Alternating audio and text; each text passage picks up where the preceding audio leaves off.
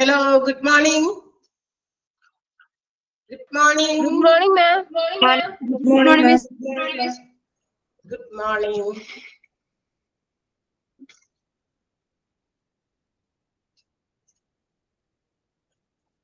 സുഖാണോ എല്ലാവർക്കും? സുഖാണ് മിസ്. ക്രിസ്മസ് ഒക്കെ നന്നായി ആഘോഷിച്ചോ? എന്താ മിണ്ടുന്നില്ലല്ലോ അപ്പൊ? ക്രിസ്മസ് ഒക്കെ നന്നായി സെലിബ്രേറ്റ് ചെയ്തില്ലേ? ഇല്ല?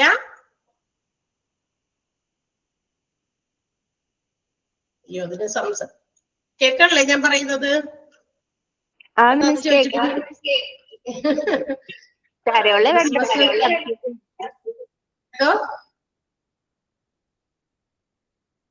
ക്രിസ്മസ് നന്നായി സെലിബ്രേറ്റ് ചെയ്തില്ല? ചെയ്തു. ചിത്ര പറയുന്നു ഇല്ലാന്ന്. അതെന്ത് പറ്റി ചിത്ര? ഞങ്ങളുടെ ഇവിടെ അങ്ങനെ ക്രിസ്മസ് സെലിബ്രേഷൻ ഒന്നും ഇല്ല. എവിടെയാണ്? യുപിയിലാണ്. യുപിയിലാണ്. യുപിയില് പറഞ്ഞ പോലെ ഹോളി, ദീപാവലി അതൊക്കെയാ നന്നായി ആഘോഷിക്കുക അല്ലെ? അതെ. യുപിയിൽ എവിടെയാണ്? യുപിയില് ഝാൻസിയിലാണ്. യുപിയില് ലക്നൌവിലെ ബഹ്റായിച്ച് എന്ന് പറയുന്ന സ്ഥലത്ത് ഞാൻ കുറച്ച് നാൾ ജോലി ചെയ്തിട്ടുണ്ട് സ്കൂളില്. ബിഫോർ മാരേജ് ആണ് കേട്ടോ. അറിയോ ആ പറഞ്ഞ സ്ഥലം? അറിയില്ല മാം. അറിയില്ല. ലക്നൗ അറിയില്ലേ? ലക്നൗ അറിയാം. അതിന്റെ ഉള്ളില് കുറച്ചുകൂടി ഉള്ളിലേക്ക് കയറിയിട്ടാണ്. ഐ തിങ്ക് ഒരു 2-3 മണിക്കൂർ ബൈ ബസ് തന്നെ ട്രാവലിംഗ് ഉണ്ട്. അവിടെ ഒരു സ്ഥലത്ത് ജോലി ചെയ്തിരുന്നു. ഒരു സീനിയർ സെക്കൻഡറി സ്കൂളില് കുറച്ച് നാൾ വർക്ക് ചെയ്തിരുന്നു. അത് പഠിത്തമൊക്കെ കഴിഞ്ഞ് തൊട്ട അടുത്ത സമയങ്ങളിലെ PG ഒക്കെ കഴിഞ്ഞപ്പോ വെറുതെ ഇരുന്നപ്പോ ഇങ്ങനെ പോയി ജോലി ചെയ്യണമെന്ന് തോന്നി. അപ്പൊ അവിടെ എന്റെ ഓണ്ടൊക്കെ ഉണ്ടായിരുന്നു. ആന്റിയുടെ കൂടെ നിന്ന് കുറച്ച് നാള് 2-3 കൊല്ലമൊക്കെ ജോലി ചെയ്തു. യുപി ഒക്കെ വളരെ നല്ല സ്ഥലമാണ്, എനിക്ക് ഇഷ്ടമുള്ള സ്ഥലമാണ്. ഓക്കെ, അപ്പൊ നന്നായി.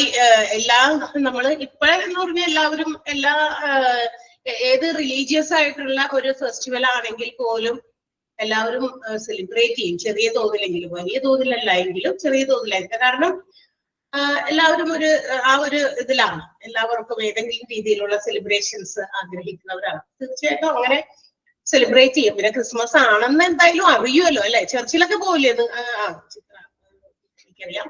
ഓക്കെ, അപ്പൊ ഈ 25th ഡിസംബറിൽ ചർച്ചിൽ പോകുന്നവരൊക്കെ ആണെങ്കിൽ അവർക്ക് പിന്നെയും കുറച്ചുകൂടി സെലിബ്രേഷൻ മൂഡ് വരും അല്ലെ?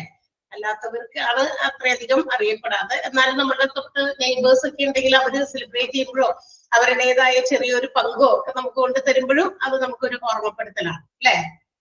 അങ്ങനെയൊക്കെ ഉണ്ടാവാറുണ്ടോ നിങ്ങളുടെ അടുത്ത്? താമസിക്കുന്നവര് അങ്ങനെ ക്രിസ്ത്യൻസ് ആയിട്ടുള്ളവരൊന്നും ഇല്ല ചിത്ര? ഇവിടെ ക്രിസ്ത്യൻസ് ആരുമില്ല മാം അടുത്തൊന്നും. പിന്നെ ഇവിടെ ഹസ്ബൻഡും ഇവിടെ അടുത്തില്ല. അപ്പോഴേക്കും ഞങ്ങള് അമ്മയും ഞാനും എന്റെ 2 മക്കളും മാത്രമേ ഉള്ളൂ. ആണോ? ഓക്കെ. ജാൻസിയൊക്കെ ഞങ്ങൾ അവിടെ ആയിരുന്നപ്പോ ജസ്റ്റ് ഒന്ന് വിസിറ്റ് ചെയ്യാനൊക്കെ പോയിരിക്കുന്നുണ്ട്. അതുകൊണ്ട് എനിക്കറിയാം. യെസ്. അപ്പൊ നല്ലൊരു ജാൻസി അറിയാമോ? ഇച്ചിരി ഉള്ളിലോട്ടാണ്. ഉള്ളിലോട്ടാണ്. ഉള്ളിലൊരു ഗ്രാമമാണ്, ബബീന എന്ന് പറഞ്ഞിട്ടാണ്. ആണോ? അതുപോലെ തന്നെയാണ് ഞാനും പറഞ്ഞ സ്ഥലം. അതുപോലെ തന്നെയാണ്. പക്ഷെ നല്ല സ്ഥലമാണ്. എന്താ പറയാ, ഒത്തിരി നല്ല ആളുകള്, നല്ല മനുഷ്യര്, ഒത്തിരി ഹെൽപ്ഫുൾ ആയവര്, സപ്പോർട്ടീവ് ആയവരൊക്കെ അവിടെ ഉണ്ട് ആ നാട്ടില്. അവിടെ സ്കൂളിലെ കുട്ടികളാണെങ്കിലും വളരെ, നമ്മളൊക്കെ കേരളീയർ എന്ന് പറഞ്ഞു കഴിഞ്ഞാൽ അവർക്ക് ഭയങ്കര ഇഷ്ടമാണ്, വളരെ റെസ്പെക്ട്ഫുൾ ആണ്. അതുകൊണ്ട് തന്നെ അതൊക്കെ നമുക്ക് ഒരിക്കലും മറക്കാൻ പറ്റാത്ത അനുഭവങ്ങളാണ്. ഓക്കെ. അപ്പൊ ക്രിസ്മസ് ഏതായാലും കഴിഞ്ഞു. ആ മൂഡ് കഴിയണമെങ്കിൽ നമ്മളുടെ ന്യൂ ഇയർ കൂടി കഴിയണം തീർച്ചയായിട്ടും. അപ്പൊ നല്ല ഒരു വർഷം എല്ലാവർക്കും ആശംസിക്കുന്നു. നല്ല നല്ല കാര്യങ്ങൾ ഇനി വരുന്ന 2026 എല്ലാവർക്കും ഉണ്ടാകട്ടെ. അതിന്റെ ഒരു തുടക്കമാണല്ലോ നമ്മൾ ഈ പഠിക്കുന്ന കോഴ്സും അല്ലെ? അപ്പൊ നമുക്കൊരു ടേണിംഗ് പോയിന്റിന് 2026 നമുക്കൊരു ടേണിംഗ് പോയിന്റ് കൊണ്ടുവരും എന്നുള്ള ഒരു എന്താ പറയാ ഒരു പ്രതീക്ഷയില്ല. പ്രതീക്ഷകളുടെ ഒരു ഫെസ്റ്റിവൽ ആണ് ക്രിസ്തുമസ് എന്ന് പറയുന്നത് അല്ലെ. ജീസസ് ക്രൈസ്റ്റിന്റെ ബർത്തിന് വേണ്ടി പ്രതീക്ഷയോടെ ആകാംക്ഷയോടെ കാത്തിരുന്ന ഒരു സമൂഹം, അതിനെ തന്നെ അതിന്റെ ഒരു മെമ്മോറിയൽ ആയിട്ട് തന്നെയാണ് ഇപ്പോൾ നമ്മൾ എന്താ പറയാ ഈ പറയുന്ന ആ ഒരു ഫെസ്റ്റിവൽ ആഘോഷിക്കുന്നത് തന്നെ. അപ്പൊ നമുക്കും പ്രതീക്ഷയാണ്. ഇനിയുള്ള പ്രതീക്ഷ എന്ന് പറഞ്ഞാൽ എന്താ, നമ്മളുടെ മുമ്പില് എന്ത് കാര്യങ്ങൾ, എന്ത് ഒബ്സ്റ്റാക്കിൾസ്, തടസ്സങ്ങളൊക്കെ ഉണ്ടെങ്കിൽ അതൊക്കെ മാറി നല്ലത് വരും എന്നുള്ള പ്രതീക്ഷ, അതിന്റെ ഒരു മുന്നോടിയായിട്ടാണ് നിങ്ങൾ ഈ കോഴ്സും ചെയ്യുന്നത്. അപ്പൊ തീർച്ചയായിട്ടും നല്ല നല്ല കാര്യങ്ങൾ നടക്കട്ടെ, നല്ല റിസൾട്ട് നിങ്ങളുടെ ലൈഫിലും എല്ലാവർക്കും ഉണ്ടാകട്ടെ കേട്ടോ. അപ്പൊ ഒരു വരുന്ന ഒരു എന്താ പറയാ ആ ഒരു ന്യൂ ഇയറിലേക്കും ഒക്കെ വേണ്ടിയിട്ട് നമുക്ക് ആകാംക്ഷയോടെ പ്രതീക്ഷയോടെ കാത്തിരിക്കാം. നിങ്ങളുടെ ലൈഫും അതുപോലെ തന്നെ ആവും എന്നുള്ളത് കേട്ടാ. അപ്പൊ ഓക്കെ, അപ്പൊ നമ്മൾ കഴിഞ്ഞ ക്ലാസ്സിൽ പഠിച്ച് നിർത്തിയെടുത്ത് നമുക്ക് തുടങ്ങാം. എവിടെയാണ് നമ്മൾ നിർത്തിയത്? കുറച്ച് ദിവസമൊക്കെ നമ്മൾ അവധിയൊക്കെ കഴിഞ്ഞു വന്നിരിക്കുകയാണ്. ഓർമ്മയുണ്ടോ എവിടെയാ നിർത്തിയെന്ന്?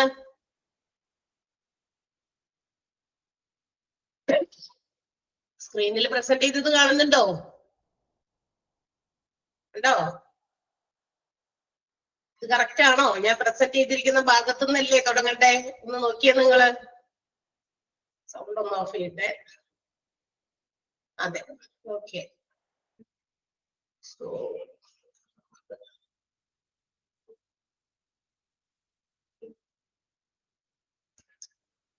യെസ്, അല്ലെങ്കിൽ ഡിസ്റ്റർബൻസ് വരും. അതെ, നമ്മൾ കഴിഞ്ഞ ദിവസം ക്ലാസ്സിൽ സൈക്കോളജിക്കൽ ടെസ്റ്റിംഗ്, ദാറ്റ് മീൻസ് അതായത് നമ്മളുടെ ബിഫോർ ദ റിക്രൂട്ട്മെന്റ്, നമുക്കറിയാം ഓരോ എംപ്ലോയീസിനെ നമ്മൾ റിക്രൂട്ട് ചെയ്ത് കഴിയുമ്പോൾ റിക്രൂട്ട്മെന്റിന് മുൻപേ നടക്കുന്ന കുറെ കാര്യങ്ങളൊക്കെ എന്ന് വെച്ചാൽ ഒരു പ്ലാനിങ് ആണ്. ആ പ്ലാനിങ്ങിനകത്ത് ഒരുപാട് കാര്യങ്ങൾ ഇൻക്ലൂഡഡ് ആണ്.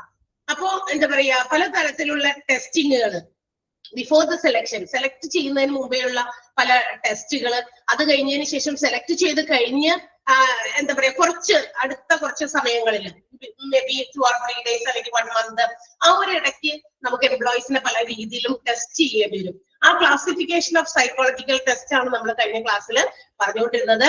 And it is classified on the basis of 3 different categories. 3 തരത്തിലുള്ള കാറ്റഗറീസ് അനുസരിച്ചിട്ടാണ് സൈക്കോളജിക്കൽ ടെസ്റ്റിങ്ങിനെ ഡിവൈഡ് ചെയ്തിരിക്കുന്നത് അല്ലെങ്കിൽ ക്ലാസിഫൈ ചെയ്തിരിക്കുന്നത്. അത് ഏതൊക്കെയായിരുന്നു? ഒന്ന്, ആസ് പെർ ഹ്യൂമൻ ബിഹേവിയർ, ആ മനുഷ്യന്മാരുടെ ബിഹേവിയർ, പെരുമാറ്റ രീതികൾക്ക് അനുസരിച്ചുള്ള test. And it is classified as aptitude test, achievement test, personality test and interest test അല്ലെ. ആപ്റ്റിറ്റ്യൂഡ്, ഓരോ സിറ്റുവേഷൻസിൽ ഹൗ ദേ റിയാക്ട്, ഓരോ എംപ്ലോയീസും എങ്ങനെയാണ് റിയാക്ട് ചെയ്യുന്നത്, അതിന് വേണ്ടിയിട്ട് അങ്ങനെയുള്ള ഒരു ടെസ്റ്റ്, അതാണ് ആപ്റ്റിറ്റ്യൂഡ് ടെസ്റ്റ് എന്ന് പറയുന്നത് അല്ലെ. അതായത് ഓരോ സിറ്റുവേഷൻസിലും how they behave, how they react, അതായത് ഓരോ പർട്ടിക്കുലർ സിറ്റുവേഷൻസിലൂടെ കടന്നു പോകേണ്ടി വരും. നമ്മളൊരു ബിസിനസ് ഓർഗനൈസേഷനിൽ വെൻ വി ആർ വർക്കിംഗ്, ഏത് ബിസിനസ് ഓർഗനൈസേഷനിൽ നമ്മൾ ജോലി ചെയ്യുമ്പോഴും every time it will not be smooth. നമുക്ക് സപ്പോർട്ടീവ്, നമുക്ക് എന്താ പറയാ ഫേവറബിൾ ആകുന്ന കണ്ടീഷൻസ്, സർക്കംസ്റ്റാൻസസ് മാത്രമല്ല നമുക്കെതിരെ വരിക. We have to face some challenges, competitions അല്ലെ. പല രീതിയിലുള്ള വെല്ലുവിളികളെയും പല മത്സരങ്ങളെയൊക്കെ എന്താ പറയാ ബിറ്റ്വീൻ ദ എംപ്ലോയീസ് തമ്മിലുള്ള ചില മത്സരങ്ങളെ, ചില വെല്ലുവിളികളെയൊക്കെ നമ്മൾ ഫേസ് ചെയ്യേണ്ടി വരും. So in that circumstances how the employees react, അതാണ് അതിനെ ടെസ്റ്റ് ചെയ്യുന്ന രീതിയെയാണ് നമ്മൾ ആപ്റ്റിറ്റ്യൂഡ് ടെസ്റ്റ് എന്ന് വിളിക്കുക. അച്ചീവ്മെന്റ് ടെസ്റ്റ് എന്ന് പറയുന്നത് after A period of training, ഒരു കുറച്ച് കാലഘട്ടത്തിൽ, ഒരു ചിലപ്പോൾ 2 or 3 weeks ആയിരിക്കാം, 1 month ആയിരിക്കാം, 2 or 3 days ആയിരിക്കാം. ആ ഓരോ ജോലിയെ ഡിപ്പെൻഡ് ചെയ്ത് ട്രെയിനിങ്ങിന്റെ പീരീഡിൽ എന്താ പറയാ വേരിയേഷൻ ഉണ്ടായിരിക്കും. So after the period of training how much skill and knowledge V have developed, നമ്മൾ എത്രത്തോളം സ്കില്ലും നോളജും ഒക്കെ നമ്മളിൽ വർദ്ധിച്ചു, അത് ടെസ്റ്റ് ചെയ്യുന്ന, അത് അളക്കുന്ന ഒരു രീതി, അതിനെയാണ് നമ്മൾ അച്ചീവ്മെന്റ് ടെസ്റ്റ്. നമ്മൾ എന്ത് അച്ചീവ് ചെയ്തു, ആ ട്രെയിനിങ് കൊണ്ട് നമുക്ക് എന്തെങ്കിലും ഉപകാരം ഉണ്ടായോ എന്ന്. ഞാൻ ഒരു ജോലിക്കായിട്ട് പുതിയതായി കയറി കഴിയുമ്പോൾ അത് പ്രാക്ടിക്കലായിട്ട് ചെയ്യാനുള്ള ചില സ്റ്റാർട്ടിങ് ട്രബിൾസ് ഒക്കെ നമുക്ക് ഉണ്ടായിരിക്കും. അത് ഏത് ജോലിയാണെങ്കിലും. കാരണം നമ്മൾ തിയററ്റിക്കലായിട്ട് ഒത്തിരി ബുക്കുകളിൽ നിന്നും മറ്റു കാര്യങ്ങളിൽ നിന്നൊക്കെ നമ്മൾ ഒരുപാട് കാര്യങ്ങൾ പഠിക്കുന്നുണ്ട്. പക്ഷെ when we R applying that knowledge as A practical session, ഒരു പ്രാക്ടിക്കൽ സെഷനിൽ നമ്മൾ അതൊക്കെ അപ്ലൈ ചെയ്യുമ്പോൾ അത് ഇത്രത്തോളം പെർഫെക്റ്റ് ആകും എന്നുള്ളൊരു പേടി, ഒരു ഭയം നമുക്കുള്ളിൽ ഉണ്ടായിരിക്കും. ചിലപ്പോൾ നമുക്കത് 100% റിസൾട്ട് തരുന്ന രീതിയിൽ ചെയ്യാൻ പറ്റുമായിരിക്കും. പക്ഷെ എങ്കിലും ഒരു സ്റ്റാർട്ടിങ് ട്രബിൾ, ഇത് ശരിയാകുമോ, ഇതാണോ കറക്റ്റ് എന്നുള്ള രീതിയൊക്കെ നമുക്കൊരു പേടി, ഒരു ഉൾഭയമൊക്കെ ഉണ്ടായിരിക്കും അല്ലെ. അപ്പൊ അത് നമുക്ക് ആ ഭയമൊക്കെ ഇല്ലാതാക്കാനും ആ ഒരു എന്താ പറയാ ഇതിനെയൊക്കെ ഓവർകം ചെയ്യാനും ഉള്ള ഒരു സ്റ്റേജ്, അതാണ് നമുക്കുള്ള ട്രെയിനിങ് എന്ന് പറയുന്നത്. അപ്പൊ ട്രെയിനിങ്ങിൽ how much we have developed our skill and knowledge, നമ്മുടെ സ്കില്ലും നോളജ് എത്രത്തോളമൊക്കെ നമ്മൾ ഡെവലപ്പ് ചെയ്തിട്ടുണ്ട്. ഓക്കെ, വന്നപ്പോൾ ഇങ്ങനെയായിരുന്നു, അപ്പൊ ചെയ്തപ്പോ എന്താ പറയാ പെർഫെക്ഷൻ ഒന്നും ഉണ്ടായിരുന്നില്ല. പക്ഷെ ഈ ട്രെയിനിങ് പീരീഡ് കഴിഞ്ഞ് കഴിഞ്ഞപ്പോൾ എംപ്ലോയി വളരെ പെർഫെക്റ്റ് ആയിട്ട് ചെയ്യുന്നുണ്ട്. അത് കളക്കുന്നതാണ് അച്ചീവ്മെന്റ് ടെസ്റ്റ്. പേഴ്സണാലിറ്റി ടെസ്റ്റ് എന്ന് പറയുന്നത് ഹ്യൂമൻ പേഴ്സണാലിറ്റി തന്നെയാണ്, അവരുടെ വ്യക്തിത്വമാണ്. That means our characteristics, patterns, our traits, നമ്മുടെ സ്വഭാവ സവിശേഷതകൾ. ഇതുപോലെ തന്നെ നമുക്കറിയാം, when we are working in an organization we cannot react to such things which personally hurts us. നമ്മളെ വളരെ വ്യക്തിപരമായിട്ട് ഹേർട്ട് ചെയ്യുന്ന കാര്യങ്ങൾക്കൊക്കെ നമുക്ക് എന്താ പറയാ അപ്പൊ തന്നെ വളരെ ഉടനടി എന്താ പറയാ റിയാക്ട് ചെയ്യാൻ ബിസിനസ് ഓർഗനൈസേഷനിൽ ജോലി ചെയ്തുകൊണ്ടിരിക്കാൻ നമുക്ക് പറ്റില്ല. നമ്മുടെ വീടുകളിലാണെങ്കിലോ അല്ലെങ്കിൽ നമ്മുടെ പേഴ്സണൽ ആയിട്ടുള്ള ആ ഒരു എൻവയോൺമെന്റിലോ വ്യക്തിപരമായിട്ടുള്ള ചില കാര്യങ്ങൾ, കൂടിച്ചേരലുകൾ അങ്ങനെയൊക്കെ നടക്കുമ്പോൾ അവിടെ നമ്മൾ എങ്ങനെ ബിഹേവ് ചെയ്യുന്നു, നമ്മൾ എങ്ങനെയാണ് നമ്മുടെ സ്വഭാവം പ്രകടിപ്പിക്കുന്നത്, ആ രീതി ആവില്ല തീർച്ചയായിട്ടും. അതിനൊക്കെ ഒരു കൺട്രോള്, എല്ലാ കാര്യത്തിലും ഒരു കൺട്രോൾഡ് മാനറിസംസിലാണ് നമ്മൾ എന്ത് ചെയ്യുക, ഓർഗനൈസേഷനിൽ വർക്ക് ചെയ്യുമ്പോൾ ആസ് എൻ എംപ്ലോയി, ഒരു ജോലിക്കാരനോ ജോലിക്കാരിയോ വർക്ക് ചെയ്യുമ്പോൾ ഉണ്ടാകുക. അപ്പൊ അതെങ്ങനെയാണ് അവര് അത്തരം സിറ്റുവേഷൻസിൽ റിയാക്ട് ചെയ്യുന്നത് എന്നുള്ളതൊക്കെ മെഷർ ചെയ്യുന്ന പല സിറ്റുവേഷൻസിൽ നമ്മൾ എങ്ങനെ ബിഹേവ് ചെയ്യുന്നു, നമ്മുടെ ട്രൈറ്റ്സ്, നമ്മുടെ സ്വഭാവ സവിശേഷതകളൊക്കെ അളക്കുന്ന ഒരു ടെസ്റ്റ് ആണ് പേഴ്സണാലിറ്റി ടെസ്റ്റ് എന്ന് പറയുന്നത്.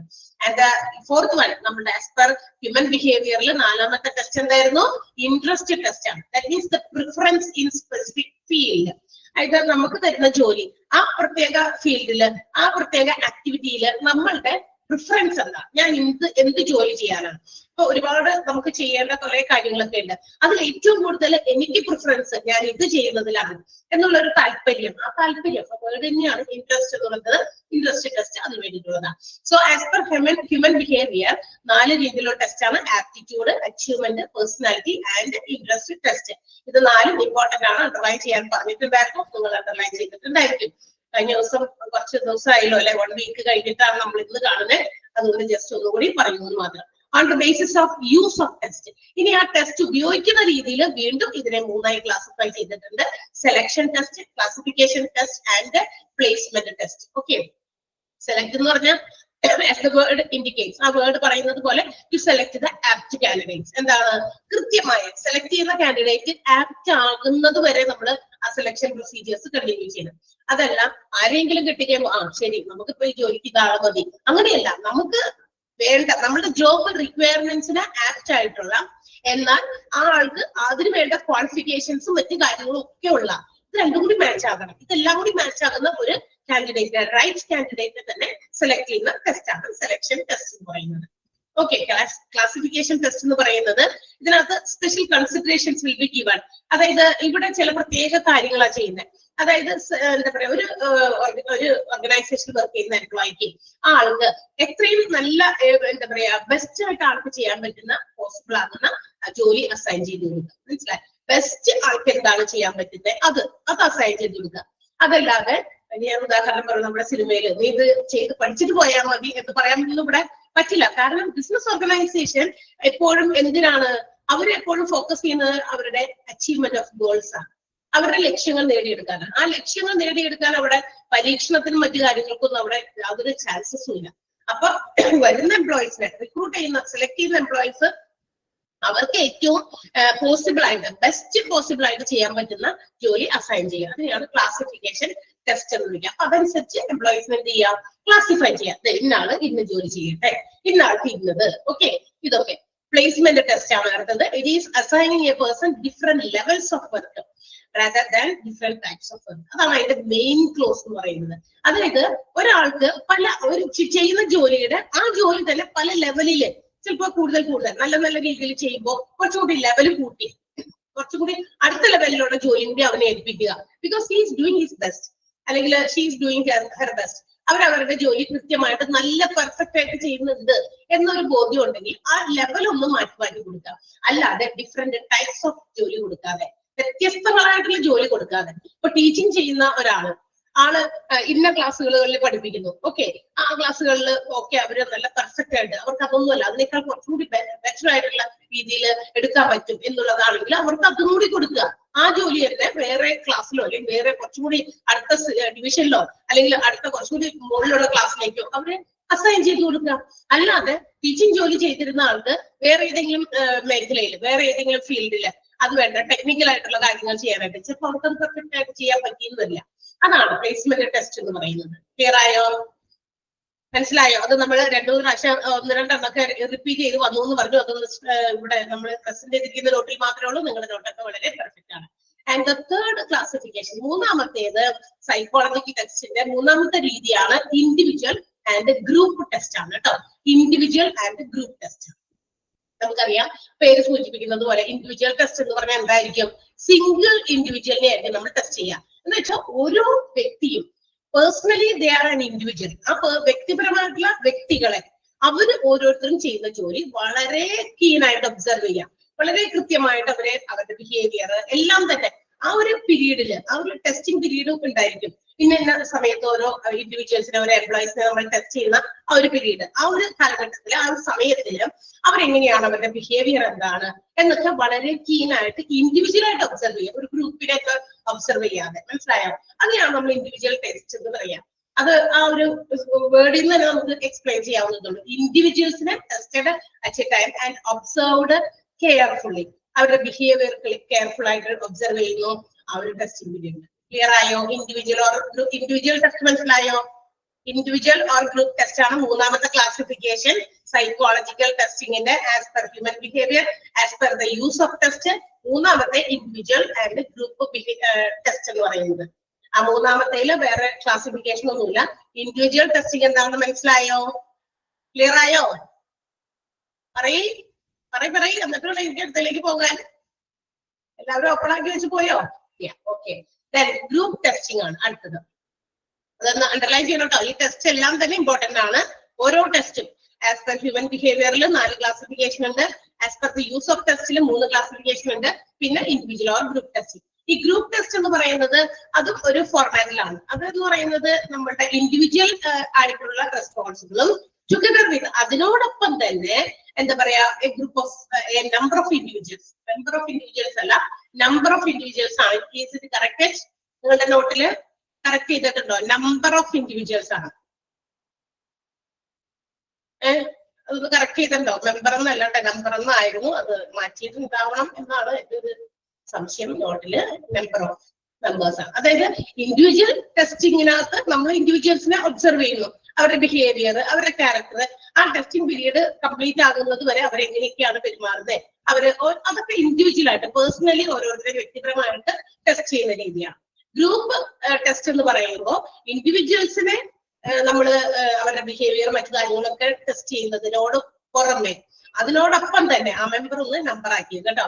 അതിനോടൊപ്പം തന്നെ എന്ത് ചെയ്യുന്നു, ഒരു ഗ്രൂപ്പിനെയാണ് അവിടെ എന്താ പറയാ ടെസ്റ്റ് ചെയ്യുന്നത്, നിരീക്ഷിക്കുന്നത്, ഒബ്സർവ് ചെയ്യുന്നത്.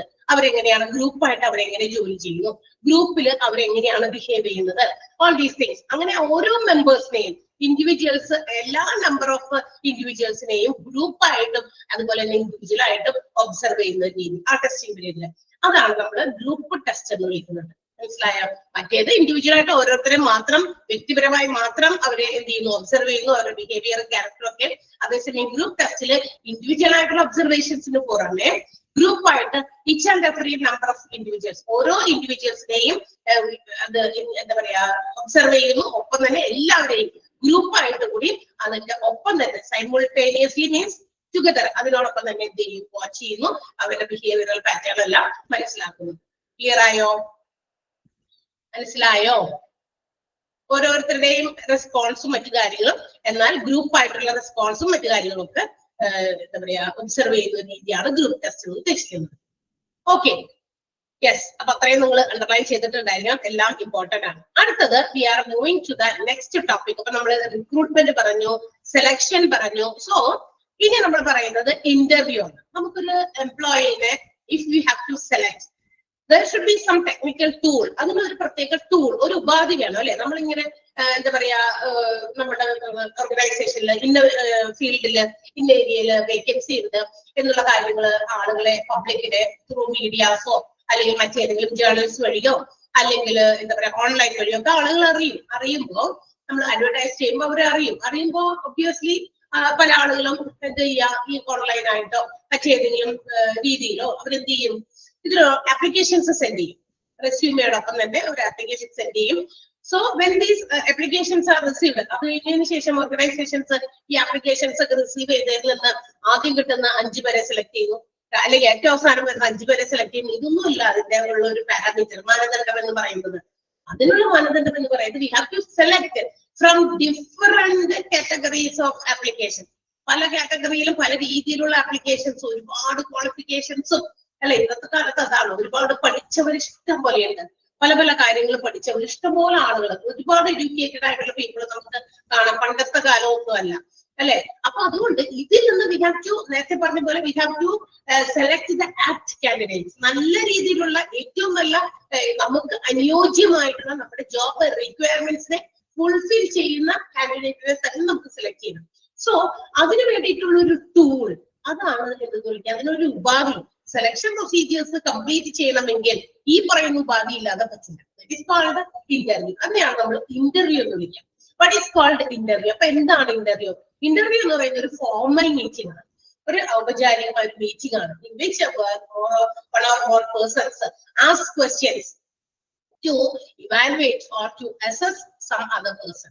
ഒരാളെ, ഒരു വ്യക്തിയെ വിലയിരുത്താനും അവരെങ്ങനെയൊക്കെയാണ്, ഒരു ജോലിക്ക് എത്രത്തോളം അവര് നമുക്ക് ഉപകരിക്കും എന്നുള്ളതൊക്കെ എന്താ പറയാ വിലയിരുത്താനും, അതുപോലെ തന്നെ അവർക്ക് ഒരു കാൽക്കുലേഷൻസ് ഉണ്ടാകാനും വേണ്ടി 2 അല്ലെങ്കിൽ അതിലധികമോ ഒക്കെ ആളുകൾ കൂടിച്ചേർന്ന് നടത്തുന്ന ഒരു ഫോർമൽ ഇന്റർവ്യൂ. അതിനെയാണ് നമ്മൾ ഒരു ഫോർമൽ മീറ്റിംഗ്, അതിനെയാണ് നമ്മൾ എന്ത് വിളിക്കുക? ഇന്റർവ്യൂ എന്ന് വിളിക്കുക അല്ലെ. ചിലപ്പോ ഇന്റർവ്യൂസ് പല രീതിയിലുള്ള, നമ്മൾ തൊട്ടടുത്ത പേജിൽ നമ്മളത് പഠിക്കും. അപ്പൊ നമുക്ക് അത് വിശദമായിട്ട് മനസ്സിലാക്കാം. ഇന്റർവ്യൂ എന്ന് പറയുന്നത്, ഇപ്പൊ എനിക്ക് ഒരാളെ കുറിച്ച് എന്തെങ്കിലും കാര്യങ്ങൾ അറിയണം, അപ്പൊ നമ്മൾ എന്ത് ചെയ്യാണ്? ഒരു 5 മിനിറ്റ് എനിക്ക് വേണ്ടി തരുമോ, എനിക്കൊരു കാര്യം ഇന്റർവ്യൂ ചെയ്യാനുണ്ട്. നമുക്ക് അവരെ കുറിച്ച് അറിയണമെങ്കിൽ we have to ask some questions. നമ്മൾ കുറെ ചോദ്യങ്ങൾ ചോദിക്കുന്നു. എനിക്ക് അവരെ കുറിച്ച് എന്ത് ഇൻഫോർമേഷൻ ആണോ വേണ്ടേ അതിലേക്ക് നയിക്കുന്ന രീതിയിലുള്ള ചോദ്യങ്ങൾ ഞാൻ ചോദിക്കണം. എനിക്ക് ആളെ കുറിച്ച് എനിക്ക് ഇന്ന കാര്യമാണ് അറിയേണ്ടത്, ആ കാര്യങ്ങളിലേക്ക് നയിക്കുന്ന രീതിയിൽ ആ തുടക്കവും അതിലേക്ക് എത്തുന്ന ആ ഒരു സ്റ്റൈലും ഒക്കെ ആ രീതിയിലുള്ള ക്വസ്റ്റ്യൻസ് ആ ചോദിക്കുന്നത്. അല്ലാണ്ട് ഇപ്പൊ ഞാൻ പിടിച്ചു നിർത്തിയിട്ട് എനിക്ക് ഒരാളോട് ഒരു കാര്യം ചോദിക്കാനെന്ന് പറഞ്ഞിട്ട് വളരെ എന്താ പറയാ എനിക്ക് ചോദിക്കാനുള്ള ആ ക്വസ്റ്റ്യൻ ഡയറക്റ്റ് ആയിട്ട് ഇട്ടാൻ പിടിച്ചോ എന്ന് പറഞ്ഞവരെ ചോദിച്ചു കഴിഞ്ഞാൽ ചിലപ്പോൾ എന്നോട് റിപ്ലൈ കറക്റ്റ്ലി അല്ലെ അവര് കൃത്യമായ ഉത്തരം തരണമെന്നില്ല. കാരണം അവര് ചോദിക്കും നിങ്ങൾ ആരാ അത് ചോദിക്കാം, അല്ലെങ്കിൽ നിങ്ങൾ എന്തിനാണ് അന്വേഷിക്കുന്നത്, ആ ഒരു മൈൻഡ് വരും. ഒബിയസ്ലി എല്ലാവർക്കും അങ്ങനെ വരും. അതേസമയം നമ്മൾ ഒരാളെ കുറിച്ച് എന്തെങ്കിലും അറിയാന്നുണ്ടെങ്കിൽ അതിലേക്ക് നയിക്കുന്ന ചോദ്യങ്ങള് അത് എങ്ങനെ ബിഗിൻ ചെയ്യണം, തുടങ്ങണം, അത് എന്നിട്ട് നമ്മളുടെ ക്വസ്റ്റ്യനിലേക്ക് നമുക്ക് ലീഡ് ചെയ്യുന്ന രീതിയിൽ എങ്ങനെയുള്ള ക്വസ്റ്റ്യൻസ് ചോദിച്ചു പോകാൻ പറ്റും, അതൊക്കെയാണ്. അപ്പൊ അങ്ങനെയുള്ള ഒരു മീറ്റിംഗ്, അതാണ് നമ്മളുടെ ഇന്റർവ്യൂ എന്ന് പറയുന്നത്. അപ്പോ interview is a formal meeting where 1 or more persons ask questions to assess another person. മറ്റൊരാളെ വിലയിരുത്താൻ വേണ്ടി 1 or അതിലധികമോ ആളുകൾ ചേർന്ന് കുറെ ചോദ്യങ്ങളൊക്കെ ഉണ്ടാക്കി അവരോട് ചോദിക്കുന്ന ഒരു ഫോർമൽ മീറ്റിംഗിനെയാണ് നമ്മൾ ഇന്റർവ്യൂ എന്ന് വിളിക്കുക. Just underline that sentence. Underline ചെയ്യണേ. സിമ്പിൾ ആണ്, വളരെ സിമ്പിളായ ഭാഗമാണ് ഇനിയുള്ളതൊക്കെ. ക്ലിയർ ആയോ? Okay. See, so we can say that the interview is the most important selection tool. അതുകൊണ്ട് നമുക്ക് പറയാം സെലക്ട് ചെയ്യുന്നതിന്റെ പല രീതിയിൽ നമ്മൾ ആപ്ലിക്കേഷൻ ചോദിക്കുന്നവരോട് അവരുടെ ആപ്ലിക്കേഷനോടൊപ്പം റെസ്യൂമേ സെറ്റ് ചെയ്യുന്നു, അവരുടെ എന്താ പറയാ ക്വാളിഫിക്കേഷൻസിന്റെ കോപ്പീസ് അതിന്റെ ഒപ്പം തന്നെ സെറ്റ് ചെയ്യുന്നു, ഇതെല്ലാം ഉണ്ട്. പക്ഷെ എന്നാലും നമുക്ക് ഫൈനലൈസ് ചെയ്ത് ഒരാളെ നമുക്ക് സെലക്ട് ചെയ്യണമെങ്കിൽ ഈ ഒരു ടൂൾ ഇല്ലാണ്ട് പറ്റില്ല അല്ലെ. അതായത് ആള് ഒത്തിരി ക്വാളിഫൈഡ് ആയിരിക്കാം, ഒത്തിരി എന്താ പറയാ വലിയ വലിയ ക്വാളിഫിക്കേഷൻസിന്റെ ഒരു വെയിറ്റും ഒക്കെ ആയിട്ടാണ് ആളുടെ ആപ്ലിക്കേഷനോട് വന്നേക്കണേ. പക്ഷെ അത് മാത്രമല്ല ഒരു എന്താ പറയാ എല്ലാം കൂടി തികഞ്ഞ ഒരു പാരാമീറ്റേഴ്സ് എന്ന് പറയാൻ പറ്റില്ല. When we are speaking, നമ്മൾ ഒരാളെ മുമ്പിലിരുത്തി കാര്യങ്ങൾ ചോദിച്ച് മനസ്സിലാക്കുമ്പോൾ അവരുടെ മാനറിസംസ്, അവരുടെ കുറച്ചു നേരത്തെ ആണെങ്കിലും അവരുടെ ഒരു ചെറിയ പേഴ്സണാലിറ്റി അല്ലെ, അതുപോലെ തന്നെ അവരുടെ സ്മാർട്ട്നെസ്, അവരുടെ കറേജ്, അവരെത്രത്തോളം ആ ഒരു ഡീപ്പ് വില്ലിംഗ് ആണ് ആ ഒരു ജോലി ചെയ്യാൻ. ചിലപ്പോൾ വല്ലവരും തല്ലിയെ വെച്ച് ആപ്ലിക്കേഷൻ കൊടുക്കാൻ ഇവിടെ വെറുതെ മൂലക്ക് വീട്ടിലിരുന്നാൽ മതിയോ എന്നൊക്കെ പറഞ്ഞ് ചിലപ്പോൾ തല്ലി കൊട്ടിയൊക്കെ ആപ്ലിക്കേഷൻ കൊടുപ്പിച്ചവരായിരിക്കാം. വലിയ ഇൻട്രസ്റ്റ് ഒന്നുമില്ല. അങ്ങനെയുള്ളവരൊന്നും ബിസിനസ്സുകാർക്ക് ജോലിക്ക് എടുക്കാൻ പറ്റില്ല അല്ലെ. ഒരു ട്രയൽ നടത്തി പരീക്ഷണം നടത്തി ആളെ നന്നാക്കിയൊന്നും നമുക്ക് ജോലി ചെയ്യിപ്പിക്കാനായിട്ട് ഉള്ള സമയമൊന്നും ബിസിനസ് ഓർഗനൈസേഷൻ ഇല്ല അല്ലെ. അപ്പൊ അതുകൊണ്ട് ആ ഒരു ഫോർമൽ മീറ്റിംഗിൽ നിന്ന് they can understand many things about that individuality of that candidate അല്ലെ. ആളുടെ ആ വ്യക്തിത്വം മറ്റു കാര്യങ്ങളൊക്കെ നോക്കുമ്പോൾ അറിയാൻ, ഫേസ് ടു ഫേസ് ഇരിക്കുമ്പോൾ അവർക്ക് അറിയാൻ പറ്റും. അപ്പൊ ഏറ്റവും അവസാനത്തെ ഒരു എന്താ പറയാ ഏറ്റവും ഇമ്പോർട്ടന്റ് ആയിട്ടുള്ള ഒരു സെലക്ഷൻ ടൂൾ ആണ് നമ്മുടെ ഇന്റർവ്യൂ എന്ന് പറയുന്നത്. ക്ലിയർ ആയോ? The most widely used selection tool ആണ്. മിക്കവാറും എല്ലാ ബിസിനസ് ഓർഗനൈസേഷൻസും ബിഫോർ റിക്രൂട്ട്മെന്റ് ഒരു എംപ്ലോയിനെ ഒരു കാൻഡിഡേറ്റിനെ റിക്രൂട്ട് ചെയ്യുന്നതിന് മുമ്പ് ദേ യൂസ് സച്ച് എ ടൂൾ. ഇതുപോലെ ഒരു ടൂള് ഉപയോഗിക്കാത്തവരുണ്ടാവില്ല. എല്ലാ ബിസിനസ്സും ചെറിയതാണെങ്കിലും ചെറിയ ജോലിയാണെങ്കിലും കൊടുക്കുമ്പോൾ അതിനും ഒരു ഇന്റർവ്യൂ ഇന്ന് നടത്തുന്നുണ്ട്. അത് നമ്മൾക്ക് ഇങ്ങനെ നേരിട്ട് സംസാരിക്കുമ്പോൾ ഉണ്ടാകുന്ന ആ ഒരു കാര്യങ്ങളൊക്കെ മനസ്സിലാക്കാൻ വേണ്ടി തന്നെയാണ്. ക്ലിയർ ആയോ? സോ അതുകൊണ്ട് they can measure all the important relevant characteristics. നേരത്തെ പറഞ്ഞ പോലെ എല്ലാ തരത്തിലും ആ ഒരു 5 മിനിറ്റോ ചിലപ്പോൾ ഒരു 10 മിനിറ്റോ ആണ് ആ ഒരു വ്യക്തിക്ക് വേണ്ടിയിട്ട് നമ്മൾ ഇന്റർവ്യൂ സ്പേസ് കൊടുത്ത് ആളെ ഇന്റർവ്യൂ ചെയ്യുന്നതെങ്കിൽ ആ ഒരു സമയത്തിനുള്ളിൽ ഒരുപാട് ആളുകളുടെ ചില കാര്യങ്ങളൊക്കെ നമുക്ക് ക്യാരക്ടറിസ്റ്റിക്സും മറ്റു കാര്യങ്ങളൊക്കെ നമുക്ക് മനസ്സിലാക്കാൻ പറ്റും. And also they can gather more informations. ആളെ കുറിച്ച് എന്താ പറയാ ആപ്ലിക്കന്റിനെ കുറിച്ച് ഒരുപാട് ഇൻഫോർമേഷൻസ് നമുക്ക് കളക്ട് ചെയ്യാൻ പറ്റും. അവരുടെ ഇൻഡിവിജ്വൽ ആയിട്ടുള്ള കാര്യം, പേഴ്സണൽ ആയിട്ടുള്ള കാര്യം, ചിലപ്പോഴൊക്കെ ചില ബിസിനസ് ഓർഗനൈസേഷൻസ് അവരുടെ ഫാമിലിയെ കുറിച്ചുള്ള കാര്യങ്ങളൊക്കെ ചോദിക്കാറുണ്ട് ഇന്റർവ്യൂവിൽ. അപ്പൊ ഇങ്ങനെയുള്ള ഒരുപാട് ഇൻഫോർമേഷൻസ് കളക്ട് ചെയ്യാനുള്ള ഒരു ടൂൾ കൂടിയാണ് ഇന്റർവ്യൂ എന്ന് പറയുന്നത്. ക്ലിയർ ആയോ? ആ കുഞ്ഞു പാരഗ്രാഫ് മനസ്സിലായോ? ഇതില് ഫസ്റ്റ് സെന്റൻസ് ഓൾറെഡി നിങ്ങൾ അണ്ടർലൈൻ ചെയ്തു. സെക്കൻഡ് സെന്റൻസ് ഒന്ന് അണ്ടർലൈൻ ചെയ്യണം. അതായത് നമ്മുടെ സെക്കൻഡ് പാരഗ്രാഫ് തുടങ്ങുന്ന ഒരു സെന്റൻസ് അതുകൂടി ഒന്ന് അണ്ടർലൈൻ ചെയ്തേ. ഇന്റർവ്യൂവിന്റെ അടിയിലുള്ള രണ്ടാമത്തെ പാരഗ്രാഫിന്റെ ഫസ്റ്റ് സെന്റൻസ് അണ്ടർലൈൻ ചെയ്തോ? ഓക്കെ ആണോ? യെസ്. അപ്പോ നമുക്ക് പറയാം ഇന്റർവ്യൂ എന്ന് പറയുന്നത് it enables the employer to view the total individual and directly appraise him. അതായത് ഒരു എന്താ പറയാ എംപ്ലോയറുടെ ഏത് ബിസിനസ് ഓർഗനൈസേഷന്റെയും ജോലി കൊടുക്കുന്നയാളെയാണ് നമ്മൾ എംപ്ലോയർ എന്ന് വിളിക്കുക. എംപ്ലോയറിന്റെ ഒരു ടെക്നിക്കാണ് ശരിക്കും പറഞ്ഞത്. എന്തിനു വേണ്ടിയിട്ടുള്ള ടെക്നിക്കാണ്? ആളെ പേഴ്സണലി ഇൻഡിവിജ്വലി അറിയാനും അവർക്ക് ഇൻഡിവിജ്വൽ ആയിട്ടുള്ള അവരുടെ എന്താ പറയാ ഗുണങ്ങളെ പ്രൈസ് ചെയ്യാനും മാത്രമല്ല അവരുടെ നല്ല ബിഹേവിയറിനൊക്കെ പ്രൈസ് ചെയ്യാനൊക്കെ ഉള്ള ഒരു അവസരം കൂടിയാണ്. അതുകൂടിയാണ് ഇന്റർവ്യൂ എന്ന് പറയുന്നത്. അപ്പൊ എംപ്ലോയറുടെ സെലക്ഷൻ, ആ സെലക്ഷൻ പ്രൊസീജിയറിലൂടെ അതായത് നമ്മുടെ ഇന്റർവ്യൂയിലൂടെ നമ്മൾ എംപ്ലോയീസിനെ സെലക്ട് ചെയ്യുമ്പോൾ ആ എംപ്ലോയീസിന്റെ നല്ല നല്ല കാര്യങ്ങളൊക്കെ ഉണ്ടെങ്കിൽ അതിനെ പ്രൈസ് ചെയ്യാനും അതുപോലെ തന്നെ ഇൻഡിവിജ്വലിനെ കറക്റ്റ് ആയിട്ട് നേരിട്ട് പേഴ്സണലി അവരെ കുറിച്ച് മൊത്തത്തിലൊരു അവലോകനം ഉണ്ടാകാനൊക്കെ വേണ്ടി നടത്തുന്ന ഒരു ടെക്നിക്. അതുകൂടിയാണ് നമ്മുടെ ഇന്റർവ്യൂ എന്ന് പറയുന്നത്. സോ മറ്റൊരു ഡെഫിനിഷൻ കൂടി കൊടുത്തിട്ടുണ്ടെന്ന് മാത്രം അതുകൂടി ഒന്ന് അണ്ടർലൈൻ ചെയ്യാം കേട്ടോ. ആദ്യം ഒരു ഇന്റർവ്യൂവിന്റെ ഒരു അണ്ടർലൈൻ ചെയ്തു ഒരു ഡെഫിനിഷൻ, വീണ്ടും ഒരു ഇന്റർവ്യൂവിനെ കുറിച്ച് മറ്റൊരു ഡെഫിനിഷൻ ആണ് കൊടുത്തിരിക്കുന്നത്. Interview is defined as A selection technique which enables the employer to view the total individual and directly appraise him and his behavior. നേരിട്ട് അവരുടെ ക്വാളിഫിക്കേഷൻ ഒക്കെ ഉണ്ട്. വളരെ നല്ല ക്വാളിഫൈഡ് ആണല്ലോ, ഇത്രയും നല്ല ക്വാളിഫിക്കേഷൻ ഉണ്ടായിട്ട് why should you opt for another job? എന്തുകൊണ്ട് വേറെ ജോലിയൊന്നും പോയില്ല, ജോലിയൊന്നും അന്വേഷിച്ചില്ല, ഇത്ര നാൾ എന്തുകൊണ്ട് ഇത്ര ഗ്യാപ്പ് വന്നു, എന്തുകൊണ്ട് നിങ്ങൾ ഇങ്ങനെ വീട്ടിലിരുന്നു അല്ലെങ്കിൽ ജോലി ചെയ്യാതിരുന്നു, ഇങ്ങനെയുള്ള കാര്യങ്ങളൊക്കെ ചോദിക്കാനും പറയാനും അറിയാനും അവർക്ക് വേണ്ട സന്ദർഭങ്ങളിൽ അവർക്ക് വേണ്ട പ്രൈസൽസ് കൊടുക്കാനും ഒക്കെ കിട്ടുന്ന ഒരു സാഹചര്യം. ആ ഒരു ടെക്നിക്കിനെയാണ് നമ്മൾ ഇന്റർവ്യൂ എന്ന് വിളിക്കുക. അണ്ടർലൈൻ ചെയ്തോ?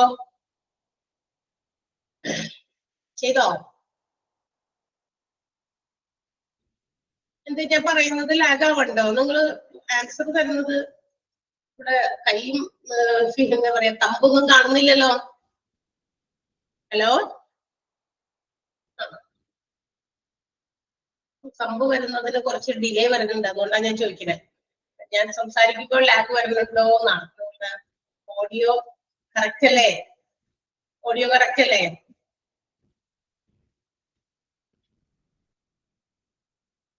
Yes, okay, very good. അപ്പൊ ഇന്റർവ്യൂ എന്ന് പറയുന്നത് it is to secure maximum amount of information. അപ്പൊ ഒരുപാട് ഇൻഫർമേഷൻസ് നമ്മൾ ഓൾറെഡി കളക്ട് ചെയ്യുന്നുണ്ട്. From the applications, from the qualification details, ഇതൊക്കെ നമുക്ക് ഒരുപാട് ഇൻഫർമേഷൻ കിട്ടുന്നുണ്ട്. പക്ഷെ അത് അവരുടെ എന്താ പറയാ എഡ്യൂക്കേഷണൽ ക്വാളിഫിക്കേഷൻ ഒക്കെ തരുന്നത് അവരുടെ ആ ഒരു പഠിക്കുന്ന സമയത്ത് അക്കാഡമിക്കിൽ കിട്ടുന്ന കുറെ കാര്യങ്ങളൊക്കെയാണ്. അക്കാഡമിക്കലായിട്ടുള്ള നല്ല നല്ല റിസൾട്ട് ഉണ്ട് എങ്കിലും പേഴ്സണലി ഈ ആൾ എങ്ങനെയാണ്, ചിലപ്പോ വളരെ ഹൈ ക്വാളിഫൈഡ് ഒക്കെയാണ്, പക്ഷെ മാനറിസംസിൽ എന്താ പറയാ ആളുടെ ഇൻഡിവിജ്വൽ ആയിട്ടുള്ള പേഴ്സണൽ ആയിട്ടുള്ള ബിഹേവിയറിൽ ഒരുപാട് വൈരുദ്ധ്യങ്ങളൊക്കെ കാണുകയാണെന്ന് അതൊക്കെ നമുക്ക് മനസ്സിലാക്കാൻ പറ്റുന്നത് only through interview. To collect maximum information from the candidate and also for the suitability of our job. നമ്മൾ കൊടുക്കുന്ന ജോലിക്ക് ആളുടെ ഈ ക്വാളിഫിക്കേഷൻ ഒക്കെ സ്യൂട്ടബിൾ ആണോ എന്നുള്ളതൊക്കെ മനസ്സിലാക്കാനും കംപ്ലീറ്റ് ആയിട്ടുള്ള ആളെ കുറിച്ചുള്ള ഇൻഫർമേഷൻസ് കളക്ട് ചെയ്യാനും വേണ്ടിയിട്ടാണ് നമ്മൾ ഇന്റർവ്യൂ സാധാരണ നടത്തുന്നത്. മനസ്സിലായല്ലോ?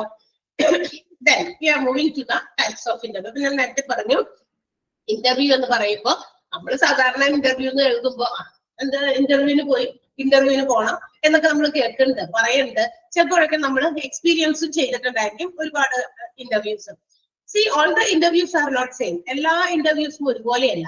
So let's see which are the different types of interviews. എന്തൊക്കെയാണ് പലതരത്തിലുള്ള ഇന്റർവ്യൂസ് എന്ന് നമുക്ക് നോക്കാം. ഒന്നാമത്തേത് patterned or structured interview. As the name indicates, ഈ ഒരു പേര് പോലെ തന്നെ, അതായത് പാറ്റേൺഡ്, സ്ട്രക്ചേർഡ്, അല്ലെങ്കിൽ മറ്റൊരു പേരുണ്ട് സ്റ്റാൻഡേർഡൈസ്ഡ് ഇന്റർവ്യൂ. അപ്പൊ ഈ മൂന്ന് പേരിലും ഒന്ന് തന്നെയാണ്. Patterned interview, structured interview, standardised interview എന്ന് പറഞ്ഞാലുണ്ടല്ലോ എന്താന്ന് വെച്ചിട്ടുണ്ടെങ്കിൽ it's a pre planned interview.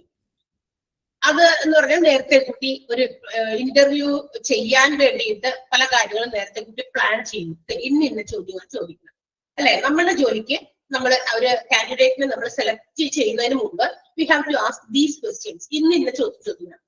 That is for the accuracy, കൃത്യത ഉറപ്പുവരുത്താൻ വേണ്ടിയിട്ടാണ്. അത് നേരത്തെ കുട്ടി പ്ലാൻ ചെയ്ത് ഒരു രൂപരേഖയൊക്കെ തയ്യാറാക്കി ഇന്റർവ്യൂ കണ്ടക്ട് ചെയ്യുന്നു.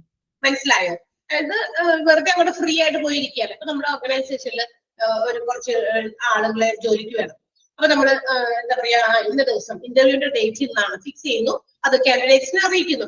ആപ്ലിക്കേഷൻസ് ഒക്കെ തന്നവരിൽ നിന്ന് നമ്മൾ ഇന്റർവ്യൂവിന് പങ്കെടുക്കാൻ യോഗ്യരായവരെ നമ്മൾ അതിൽ നിന്ന് സെലക്ട് ചെയ്തിട്ടുണ്ടായിരിക്കും. So we inform them about the date of the interview. ഇന്റർവ്യൂയുടെ ഡേറ്റും ടൈമും ഒക്കെ അവരെ ഇൻഫോം ചെയ്യുന്നു. And also the place. ഇപ്പൊ വേറെ സ്ഥലങ്ങളിലൊക്കെ വെച്ചിട്ട് വലിയ ഒരുപാട് എന്താ പറയാ കാൻഡിഡേറ്റ്സിനെ ഒക്കെ സെലക്ട് ചെയ്യാനുണ്ടെങ്കിൽ ചിലപ്പോ എന്താ പറയാ ഓർഗനൈസേഷനകത്തായിരിക്കും, പുറത്തെവിടെയെങ്കിലും ഒരു എന്താ പറയാ ഹോട്ടൽസിലോ എവിടെയൊക്കെ ആയിരിക്കും, ചിലപ്പോൾ വലിയ സെന്റേഴ്സിലൊക്കെ, കൺവെൻഷൻ സെന്റേഴ്സിലൊക്കെ നടത്തുന്നുണ്ട്. അപ്പൊ അങ്ങനെ വലിയ ഒരു ഗ്യാതറിംഗ് ഒക്കെ ആണെങ്കിൽ അങ്ങനെയുള്ള സ്ഥലത്ത് വെച്ച് ഇന്റർവ്യൂസ് കണ്ടക്ട് ചെയ്യുന്നു എന്നൊക്കെ ആളുകൾ അറിയിക്കും. സോ ആളുകൾ വരുമ്പോ അപ്പോ വന്നിട്ട് ഫ്രീ ആയിട്ട് അന്നേരം എന്താണോ മനസ്സിൽ തോന്നുന്നത് അങ്ങനെ ചോദിക്കുകയല്ല ഇവിടെ ചെയ്യാം. അപ്പൊ ആ കാൻഡിഡേറ്റ്സ് നമുക്ക് കൃത്യമായിട്ട് അക്യുറേറ്റ് ആയിട്ട് സെലക്ട് ചെയ്യണമെങ്കിൽ we have to plan that interview. അതിനെക്കുറിച്ച് ഒരു പ്ലാനിങ് തയ്യാറാക്കുന്നു. What all questions should be asked, എന്തൊക്കെ ചോദ്യം ചോദിക്കണം എന്നൊക്കെ നേരത്തെ കുട്ടി പ്ലാൻ ചെയ്ത് ഒരു ക്വസ്റ്റ്യനോ അങ്ങനെ എന്തെങ്കിലുമൊക്കെ തയ്യാറാക്കി റെഡി ആയിട്ട് പ്രിപ്പയർഡ് ആയിട്ട് പോയിട്ട് ചോദ്യം ചോദിക്കുക. അതിനെയാണ് നമ്മൾ വിളിക്കുക patterned or structured or standardised interview എന്ന് വിളിക്കാം. മനസ്സിലായോ? അത് കൃത്യതയ്ക്ക് വേണ്ടിയിട്ടാണ്.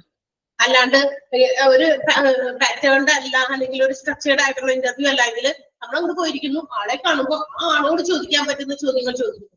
അടുത്ത ആൾ വരുമ്പോൾ ചിലപ്പോൾ ഈ രീതി ആയിരിക്കില്ല, വേറെ രീതിയിൽ ചോദിക്കുന്നു. ഓക്കെ, അതിൽ മാറ്റം വരും. പാറ്റേൺഡ് ഓർ സ്ട്രക്ചേർഡ് അല്ലെങ്കിൽ സ്റ്റാൻഡേർഡൈസ്ഡ് ഇന്റർവ്യൂല് എല്ലാവരോടും ഏകദേശം എന്തായിരിക്കും അക്യുറസി കീപ്പ് ചെയ്യാൻ വേണ്ടിയിട്ട് ഒരു പാറ്റേൺഡ് ആയിട്ടുള്ള പ്രീ പ്ലാൻഡ് ആയിട്ടുള്ള ക്വസ്റ്റ്യൻസ് ആയിരിക്കും ചോദിക്കുക. ക്ലിയർ ആയോ? ഈ എല്ലാ ടൈപ്പ് ഓഫ് ഇന്റർവ്യൂസും വളരെ ഇമ്പോർട്ടന്റ് ആണ്. അതുകൊണ്ട് അണ്ടർലൈൻ ചെയ്യണോ അല്ലെങ്കിൽ ടിക്ക് ഇടണോ എന്ന് നിങ്ങൾ തന്നെ തീരുമാനിക്കുക കേട്ടോ. അണ്ടർലൈൻ ചെയ്ത് പഠിക്കാം, അതാണ് കുറച്ച് നല്ലത് അല്ലെ. നമ്മൾ പഠിക്കുമ്പോഴൊക്കെ അങ്ങനെയല്ലേ പഠിക്കാറ്. പണ്ടൊക്കെ കുറച്ച് നമുക്ക് നല്ലതാണ് അല്ലെങ്കിൽ എന്താ പറയാ ഇമ്പോർട്ടന്റ് ആണെന്നൊക്കെ തോന്നുന്ന പോയിന്റ്സ് നമ്മൾ അണ്ടർലൈൻ ചെയ്ത് ഹൈലൈറ്റ് ചെയ്തൊക്കെ പഠിക്കൂലേ? അണ്ടർലൈൻ ചെയ്തോ? ഫസ്റ്റ് വൺ ആർക്കെങ്കിലും മനസ്സിലാവാത്തതുണ്ടോ? മനസ്സിലായോ? Yes. Next one non directive free interview. നേരത്തെ പറഞ്ഞതിന്റെ ജസ്റ്റ് ഓപ്പോസിറ്റ് ആണ് ഇനി പറയാൻ പോകുന്നത്. നോൺ ഡയറക്റ്റീവ് ഫ്രീ ആണ്. ഫ്രീ എന്ന് പറഞ്ഞാൽ ഫ്രീ ആയിട്ട് പോയിരിക്കുക. അതായത് ഇതിന് there will be no structure, ഒരു സ്റ്റാൻഡേർഡൈസ്ഡ് ആയിട്ടുള്ള ഒരു സ്ട്രക്ചർ ഉണ്ടാവില്ല. It's not pre planned. നേരത്തെ കുട്ടി ഒരു പ്ലാനിങ് ഒന്നുമില്ല, ഒരു ഫോർമാറ്റ് ഒന്നും തയ്യാറാക്കിയിട്ടില്ല. ഇത് പോകുന്നു, ചെന്നിരിക്കുന്നു, ആപ്ലിക്കന്റ് വരുമ്പോൾ ആപ്ലിക്കന്റിനോട് ചോദിക്കാൻ പറ്റുന്ന ചോദ്യങ്ങൾ ചോദിക്കുന്നു. ചിലപ്പോൾ എന്ത് ചെയ്യുന്ന അറിയാമോ, അവര് ചില ജനറൽ ആയിട്ടുള്ള ക്വസ്റ്റ്യൻസ്, ചില പേര്, സ്ഥലം, എന്തൊക്കെ കാര്യങ്ങളാണ് നിങ്ങൾ ചെയ്യുന്നത്, എക്സ്ട്രാ എന്തൊക്കെ കാര്യങ്ങൾ ചെയ്യും, അങ്ങനെ. പിന്നെ അപ്പൊ ആ ഇന്റർവ്യൂയി എന്ന് വെച്ചാൽ the person who is interviewing, ആരെയാണോ ഇന്റർവ്യൂ ചെയ്യുന്നത് ആളല്ലോ ഇന്റർവ്യൂയി എന്ന് പറയുന്നത് കേട്ടോ. അപ്പൊ ഇന്റർവ്യൂ ചെയ്യപ്പെടുന്ന ആള് നൽകുന്ന ഉത്തരങ്ങൾക്ക് അനുസരിച്ച് ചിലപ്പോ ആ ചോദ്യാവലി ചിലപ്പോൾ നീണ്ടു പോകും. ചിലപ്പോൾ എന്നോട് എന്തെങ്കിലുമൊക്കെ ചോദ്യം ചോദിക്കാം. ചിലപ്പോൾ നമ്മളെ ഹേർട്ട് ചെയ്യാൻ പോലെ നമുക്ക് വിഷമം തോന്നുന്ന രീതിയിലുള്ള ചില ചോദ്യങ്ങൾ ചോദിക്കുമ്പോൾ ചിലപ്പോൾ നമ്മളെ ചിലപ്പോൾ ഹേർട്ട് ചെയ്യും. പെയിൻഫുൾ ആയിട്ട് ഹേർട്ട് ചെയ്യുമ്പോൾ നമ്മളുടെ വികാരം ഒക്കെ മനസ്സിലാക്കുമ്പോൾ അതൊക്കെ ഇല്ലാതാക്കാൻ വേണ്ടിയിട്ട് ചിലപ്പോൾ അതിനെ ബേസ് ചെയ്ത് ചിലപ്പോൾ വേറെ ക്വസ്റ്റ്യൻസിലേക്ക് പോകാൻ സാധ്യതയുണ്ട്. അതാണ്. എന്ന് വെച്ചാൽ പ്ലാനിങ് ഇല്ല അതിന്. ഒരു ഫ്രീ സ്ട്രക്ചർഡ് ഇന്റർവ്യൂവിന് പ്ലാനിങ് ഇല്ല. അപ്പൊ അത് ഇന്നും നീണ്ടുപോകും. പക്ഷെ ചില ആളുകളോട് ചോദിക്കുമ്പോൾ അവർക്ക് അങ്ങനെയുള്ള കാര്യങ്ങളൊന്നും ഇല്ല എങ്കിൽ തീർച്ചയായിട്ടും അവരെന്ത് ചെയ്യുന്നു, സ്വാഭാവികമായിട്ടുള്ള രീതിയിൽ ഉത്തരം പറഞ്ഞു പോകുന്നു. അപ്പൊ അവിടെ വേറെ എക്സ്ട്രാ ക്വസ്റ്റ്യൻസിന്റെ ആവശ്യപ്പെടുന്നില്ല. അതാണ് പ്രത്യേകത ഇതിന്റെ കേട്ടോ. In such interview the applicant is asked some questions, general questions. ചില പൊതുവായ ചോദ്യങ്ങൾ ചോദിക്കുന്നു. And he may reply to these in any way he likes for a considerable length of time. അതിന് ഉത്തരമൊക്കെ ആൾക്ക് ഇഷ്ടമുള്ള രീതിയിൽ പറയാം, സമയം എടുത്ത് പറയാം, ചുരുക്കി വേണമെങ്കിൽ ചുരുക്കി പറയാം. അതൊക്കെ പുള്ളിയുടെ ഇഷ്ടം. അങ്ങനെയുള്ള ഒരു ഇന്റർവ്യൂവിനെയാണ് നമ്മൾ നോൺ ഡയറക്റ്റ് ഫ്രീ ഇന്റർവ്യൂ എന്ന് പറയും. ക്ലിയർ ആയോ? ഇതിന് നോ പ്ലാൻഡ് ആയിട്ടുള്ള ഒരു സ്ട്രക്ചർ ഇല്ല, ഒരു ഫോർമാറ്റ് ഇല്ല. ക്ലിയർ? രണ്ടാമത്തെ ടിക്കറ്റ് വെക്കുക അല്ലെങ്കിൽ അണ്ടർലൈൻ ചെയ്യുക. ക്ലിയർ ആയോ? ഒന്നാമത്തെ എന്താ പറയാ സ്ട്രക്ചേർഡ്, അതുപോലെ തന്നെ പാറ്റേൺ അല്ലെങ്കിൽ സ്റ്റാൻഡർഡൈസ്ഡ് ഇന്റർവ്യൂവിന്റെ ഓപ്പോസിറ്റ് ആണ് രണ്ടാമത് പറഞ്ഞ നോൺ ഡയറക്റ്റീവ് ഫ്രീ ഇന്റർവ്യൂ എന്ന് പറയുന്നത്. അടുത്തത് ഡെപ്ത് ഇന്റർവ്യൂ അല്ലെങ്കിൽ ആക്ഷൻ ഇന്റർവ്യൂ ആണ്. ഡെപ്ത് ഓർ ആക്ഷൻ ഇന്റർവ്യൂ എന്ന് പറഞ്ഞിട്ടുണ്ടെങ്കിൽ ഇതിനകത്ത് കുറച്ചുകൂടി ഒരു സെമി സ്ട്രക്ചർ ആണ്. എന്ന് പറഞ്ഞിട്ടുണ്ടെങ്കിൽ ഒന്നാമത്തെയും രണ്ടാമത്തേയും ഒരു മിക്സ്ചർ എന്ന് പറയാൻ വേണമെങ്കിൽ, ഒന്നാമത്തേത് അല്ലെ നേരത്തെ പറഞ്ഞ ആദ്യത്തെ പ്രീ പ്ലാൻഡ് ആയിട്ടുള്ള ഇന്റർവ്യൂ ആണെന്നുകൊണ്ട്, രണ്ടാമത്തേത് ഒരു പ്ലാനിങ്ങും ഇല്ലാത്ത ഇന്റർവ്യൂ ആണെന്നുണ്ട്. ഇതിന്റെ രണ്ടിന്റെയും കൂടി ഇടയ്ക്ക് വരുന്ന ഒരു മിക്സ്ചർ എന്ന് പറയാം. സെമി സ്ട്രക്ചേർഡ് ആണ്. എന്ന് വെച്ചാൽ അത്രയധികം അങ്ങോട്ട് സ്ട്രക്ചറും അല്ല, എന്നാൽ അത്രയധികം അങ്ങോട്ട് ഫ്രീയും അല്ലാത്ത പാറ്റേണിലുള്ള ഒരു ഇന്റർവ്യൂ ആണ് എന്താ പറയാ ഈ ഡെപ്ത് ഓർ ആക്ഷൻ ഇന്റർവ്യൂ എന്ന് പറയുന്നത്. ഇവിടെ എന്ത് കാൻഡിഡേറ്റ്സിനോട് കുറെ ക്വസ്റ്റ്യൻസ് ചോദിക്കുന്നു. അവരുടെ അതിനോടൊപ്പം തന്നെ ജനറൽ ആയിട്ടുള്ള ക്വസ്റ്റ്യൻസ് കൂടാതെ അല്ലെങ്കിൽ പ്ലാൻ ചെയ്ത കുറെ ക്വസ്റ്റ്യൻസ്, അതിനോടൊപ്പം തന്നെ അവരുടെ ഹോം ലൈഫ്, അവരുടെ പ്രീവിയസ് എക്സ്പീരിയൻസ് ഉണ്ടെങ്കിൽ അത്, എഡ്യൂക്കേഷണൽ ക്വാളിഫിക്കേഷൻസ്, പിന്നെ അവരുടെ ആപ്റ്റിറ്റ്യൂഡ്, പിന്നെ അവരുടെ മറ്റ് എന്റർടൈനിങ് ഇൻട്രസ്റ്റ് ഉള്ള താല്പര്യമുള്ള വിഷയങ്ങൾ ഉണ്ടെങ്കിൽ അതിനെ കുറിച്ച്, പിന്നെ അവരുടെ ഹോബീസിനെ കുറിച്ച്, ഇങ്ങനെയുള്ള എക്സ്ട്രാ ക്വസ്റ്റ്യൻസ് കൂടി ചോദിക്കും. മനസ്സിലായോ? അപ്പൊ ഒരു സെമി സ്ട്രക്ചേർഡ് ആയിട്ടുള്ള നേച്ചറുള്ള ഇന്റർവ്യൂവിനെയാണ് നമ്മൾ ഡെപ്ത് ഓർ ആക്ഷൻ ഇന്റർവ്യൂ എന്ന് വിളിക്കുക. ക്ലിയർ ആയോ? മനസ്സിലായോ? മനസ്സിലായെങ്കിൽ അണ്ടർലൈൻ ചെയ്ത് വെക്കാം. നമ്മൾ ആദ്യം പഠിച്ചത് patterned, structured or standardised interview. രണ്ടാമത് പഠിച്ചത് നോൺ ഡയറക്റ്റീവ് ഫ്രീ ഇന്റർവ്യൂ. മൂന്നാമത്തേത് action or depth interview. Clear ആയോ? മൂന്നെണ്ണം മനസ്സിലായല്ലോ? Okay. Next one group or discussion interview. എന്താണ് ഗ്രൂപ്പ് ഓർ ഡിസ്കഷൻ ഇന്റർവ്യൂ? ഇവിടെ എന്ന് പറഞ്ഞാൽ ആ പേര് സൂചിപ്പിക്കുന്ന പോലെ ഒരു ഗ്രൂപ്പിനെ ആയിരിക്കും ഇന്റർവ്യൂ ചെയ്യുന്നത്, rather than an individual. ഒരു ഇൻഡിവിജ്വലിനെ അല്ല. എന്ന് വെച്ചാൽ ഇപ്പൊ ഞാനിപ്പോ എന്തെങ്കിലും ഒരു കമ്പനിയിലോ ഒരു ഓർഗനൈസേഷനിലോ വർക്ക് ചെയ്യാൻ വേണ്ടിയിട്ട് ആപ്ലിക്കേഷൻ അയച്ചു, എനിക്ക് ഇന്റർവ്യൂവിനുള്ള വന്നു, ഞാൻ ഇന്റർവ്യൂവിൽ അറ്റൻഡ് ചെയ്യാൻ പോയിരിക്കണം. അപ്പൊ സോ ഞാനാണ് ഇന്റർവ്യൂ ചെയ്യപ്പെടുന്ന വ്യക്തി, കാൻഡിഡേറ്റ് ഞാനാണ്. എന്റെ മുൻപില് എന്ത് ചെയ്യുന്നു, സോറി ഞാനാണ് ഇന്റർവ്യൂ ചെയ്യുന്ന വ്യക്തി എന്ന് വിചാരിക്കാം. എന്റെ മുമ്പിൽ എന്താ പറയാ കുറെ ആളുകൾ ആപ്ലിക്കേഷൻസ് അയച്ചിട്ടുണ്ട്, ഇഷ്ടംപോലെ ഇരിക്കുന്നുണ്ട്. അങ്ങനെ ഒരു വ്യക്തി അല്ലാതെ ആ ഒരു ഗ്രൂപ്പിനോടായിരിക്കും ചിലപ്പോൾ ഈ ഗ്രൂപ്പ് ആക്ടിവിറ്റി ഒക്കെ കൊടുക്കാൻ വേണ്ടിയിട്ടായിരിക്കും, ചില ഗ്രൂപ്പായിട്ടുള്ള ജോലി ഏൽപ്പിക്കാനൊക്കെ വേണ്ടിയിട്ട് ആ ഗ്രൂപ്പിനെ മൊത്തത്തിലാണ് ഇന്റർവ്യൂ ചെയ്യുക. ഒരു വ്യക്തിയല്ല അവിടെ ഇന്റർവ്യൂ ചെയ്യുന്നത്. അപ്പൊ അവരെല്ലാവരെയും കൂടി ഒരുമിച്ച് വിളിക്കും. ഇപ്പൊ 10 പേരായിരിക്കാം, ചിലപ്പോൾ 12 പേരായിരിക്കാം, ചിലപ്പോൾ 20 പേരായിരിക്കാം. അങ്ങനെ എല്ലാവരെയും കൂടി വിളിച്ചിട്ട് ആ ഗ്രൂപ്പിനെയാണ് ഇന്റർവ്യൂ ചെയ്യുക. നിങ്ങൾക്ക് ഇന്ന ജോലി ഏൽപ്പിച്ചാൽ how will you do it, നിങ്ങൾ എങ്ങനെ ചെയ്യും, അതിൽ നിങ്ങളുടെ പങ്കെന്താണ്, നിങ്ങൾക്ക് അതിനകത്ത് ഏത് കാര്യമാണ് കൂടുതൽ നന്നായി ചെയ്യാൻ പറ്റും. അങ്ങനെ അവർ ഗ്രൂപ്പിനെ ഇന്റർവ്യൂ ചെയ്യുന്നതിനെയാണ് നമ്മൾ ഗ്രൂപ്പ് ഓർ ഡിസ്കഷൻ ഇന്റർവ്യൂ എന്ന് വിളിക്കുക. അപ്പൊ അവർക്ക് ഡിസ്കസ് ചെയ്ത് അതിന് ആൻസർ പറയാം. മനസ്സിലായോ? അപ്പൊ ഒറ്റയ്ക്ക് ഒരാൾ ഉത്തരം പറയണമെന്ന് നിർബന്ധമില്ലാതെ ഡിസ്കസ് ചെയ്ത ഗ്രൂപ്പ്, അവർക്ക് അവരുടെ ഗ്രൂപ്പിൽ തന്നെ ഡിസ്കസ് ചെയ്തിട്ട് ആ ചോദിച്ച ചോദ്യത്തിന് ആൻസർ കൊടുക്കാൻ പറ്റുന്നതാണ്. അപ്പൊ അത്തരം ഇന്റർവ്യൂവിനെയാണ് നമ്മൾ എന്ത് വിളിക്കുക, ഗ്രൂപ്പ് ഓർ ഡിസ്കഷൻ ഇന്റർവ്യൂ എന്ന് വിളിക്കുക. ക്ലിയർ ആയോ? ഗ്രൂപ്പ് ഓർ ഡിസ്കഷൻ ഇന്റർവ്യൂ മനസ്സിലായോ? ഗ്രൂപ്പ് ഓർ ഡിസ്കഷൻ ഇന്റർവ്യൂ തൊട്ടടുത്തത് പറയാൻ പോകുന്ന പാനൽ ഓർ ബോർഡ് ഇന്റർവ്യൂ തമ്മിൽ ക്ലാഷ് ആക്കരുത്. മനസ്സിലായില്ല? എല്ലാവരും വീഡിയോ ഇത് ഓണാക്കി വെച്ചിട്ട് എവിടെയെങ്കിലൊക്കെ പോയോ? ആരെയും കാണുന്നില്ലല്ലോ, മറുപടി പറയാൻ ആരുമില്ല. എന്താ വൈകണ ഒരു തമ്പിനോ ഒരു എസിനോ ഇങ്ങോട്ടാണ് ലാഗ് വരുന്നത്.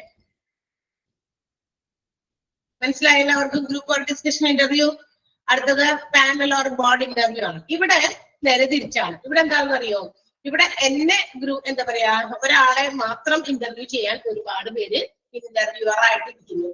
അവര് എന്താ പറയാ ഇപ്പൊ ചിലപ്പോ ഹോസ്പിറ്റൽസിലൊക്കെ ജോലിക്കൊക്കെ വേണ്ടിയിട്ട് എന്തെങ്കിലുമൊക്കെ ഒരു പർട്ടിക്കുലർ ജോലിക്കൊക്കെ വേണ്ടിയിട്ട് നമ്മൾ ആപ്ലിക്കേഷൻ ഒക്കെ അയക്കുമ്പോൾ ഹോസ്പിറ്റൽസിലൊക്കെ നമ്മളൊക്കെ ചിലപ്പോൾ ഫേസ് ചെയ്യേണ്ടി വരുന്നത് ഇങ്ങനെ ഒരു ഇന്റർവ്യൂ ആയിരിക്കാം.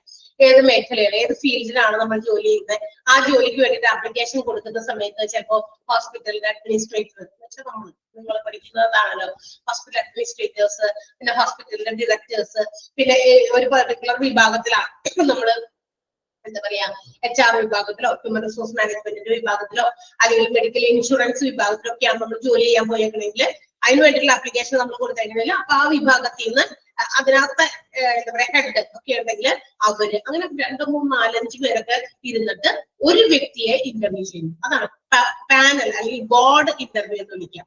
എന്നുവെച്ചാൽ ഒരു ആളെ ഒരു ഇൻഡിവിജ്വലിനെ എന്താ പറയാ ഇന്റർവ്യൂ ചെയ്യാനായിട്ട് there will be a number of interviewers കൂടുതലായിരിക്കും. ഇന്റർവ്യൂവർമാര് കൂടുതലുള്ളത് ആണ് പാനൽ ഓർ ബോർഡ് ഇന്റർവ്യൂ എന്ന് പറയുന്നത്. ഇന്റർവ്യൂവർ ഒരാളും ഒരുപാട് ആളുകളെ ഇന്റർവ്യൂ ചെയ്യുകയാണെങ്കിൽ അതിനെ ഗ്രൂപ്പ് ഓർ ഡിസ്കഷൻ ഇന്റർവ്യൂ എന്ന് വിളിക്കും. രണ്ട് തമ്മിൽ ക്ലാഷ് ആകരുത്, രണ്ടും വ്യത്യാസമാണ്. ക്ലിയർ ആയോ? കമ്പയർ ചെയ്ത് പഠിക്കണേ, രണ്ടും തമ്മിലുള്ള വ്യത്യാസം മനസ്സിലാക്കി പഠിക്കുക. Group or discussion interview underline ചെയ്യുക, അതുപോലെ തന്നെ panel or board interview underline ചെയ്യാം. ചെയ്തോ? ആൻഡ് അഗൈൻ വൺ മോർ ഒരെണ്ണം കൂടി ഉണ്ട് നമുക്ക് ടൈപ്സ് ഓഫ് ഇന്റർവ്യൂല്. Last one stress interview. Stress interview ആണ്.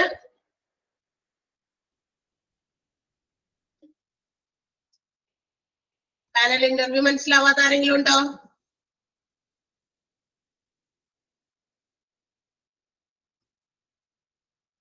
ആരുമില്ല. എല്ലാവർക്കും മനസ്സിലായെന്നാണോ? Yes, okay.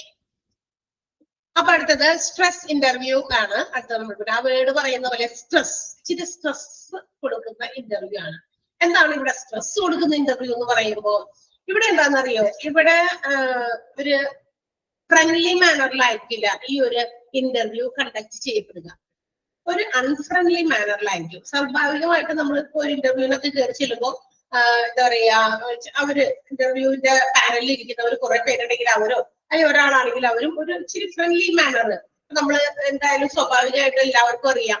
ഒരു ഇന്റർവ്യൂവിൽ നമ്മൾ പങ്കെടുക്കാനായിട്ട് പോകുമ്പോൾ എല്ലാവർക്കും ഇച്ചിരി നെർവസ് ഫീലിംഗ് ഉണ്ടായിരിക്കും അല്ലെ. വളരെ ഫ്രീ ആയിട്ടും ഒക്കെ പോകുന്ന വളരെ ചുരുക്കം ആൾക്കാർ, ഭയങ്കര സ്മാർട്ട് ആൻഡ് എനർജറ്റിക് ആയിട്ട് നമ്മൾ പോകണം എന്നൊക്കെ വിചാരിക്കും. പക്ഷെ അതിന്റെ പഠിക്കലെത്തുമ്പോ അല്ലെങ്കിൽ അതിനകത്തോട്ട് കാലെടുത്ത് വെക്കുമ്പോഴൊക്കെ നമുക്ക് ഇച്ചിരി പേടിയൊക്കെ തോന്നും.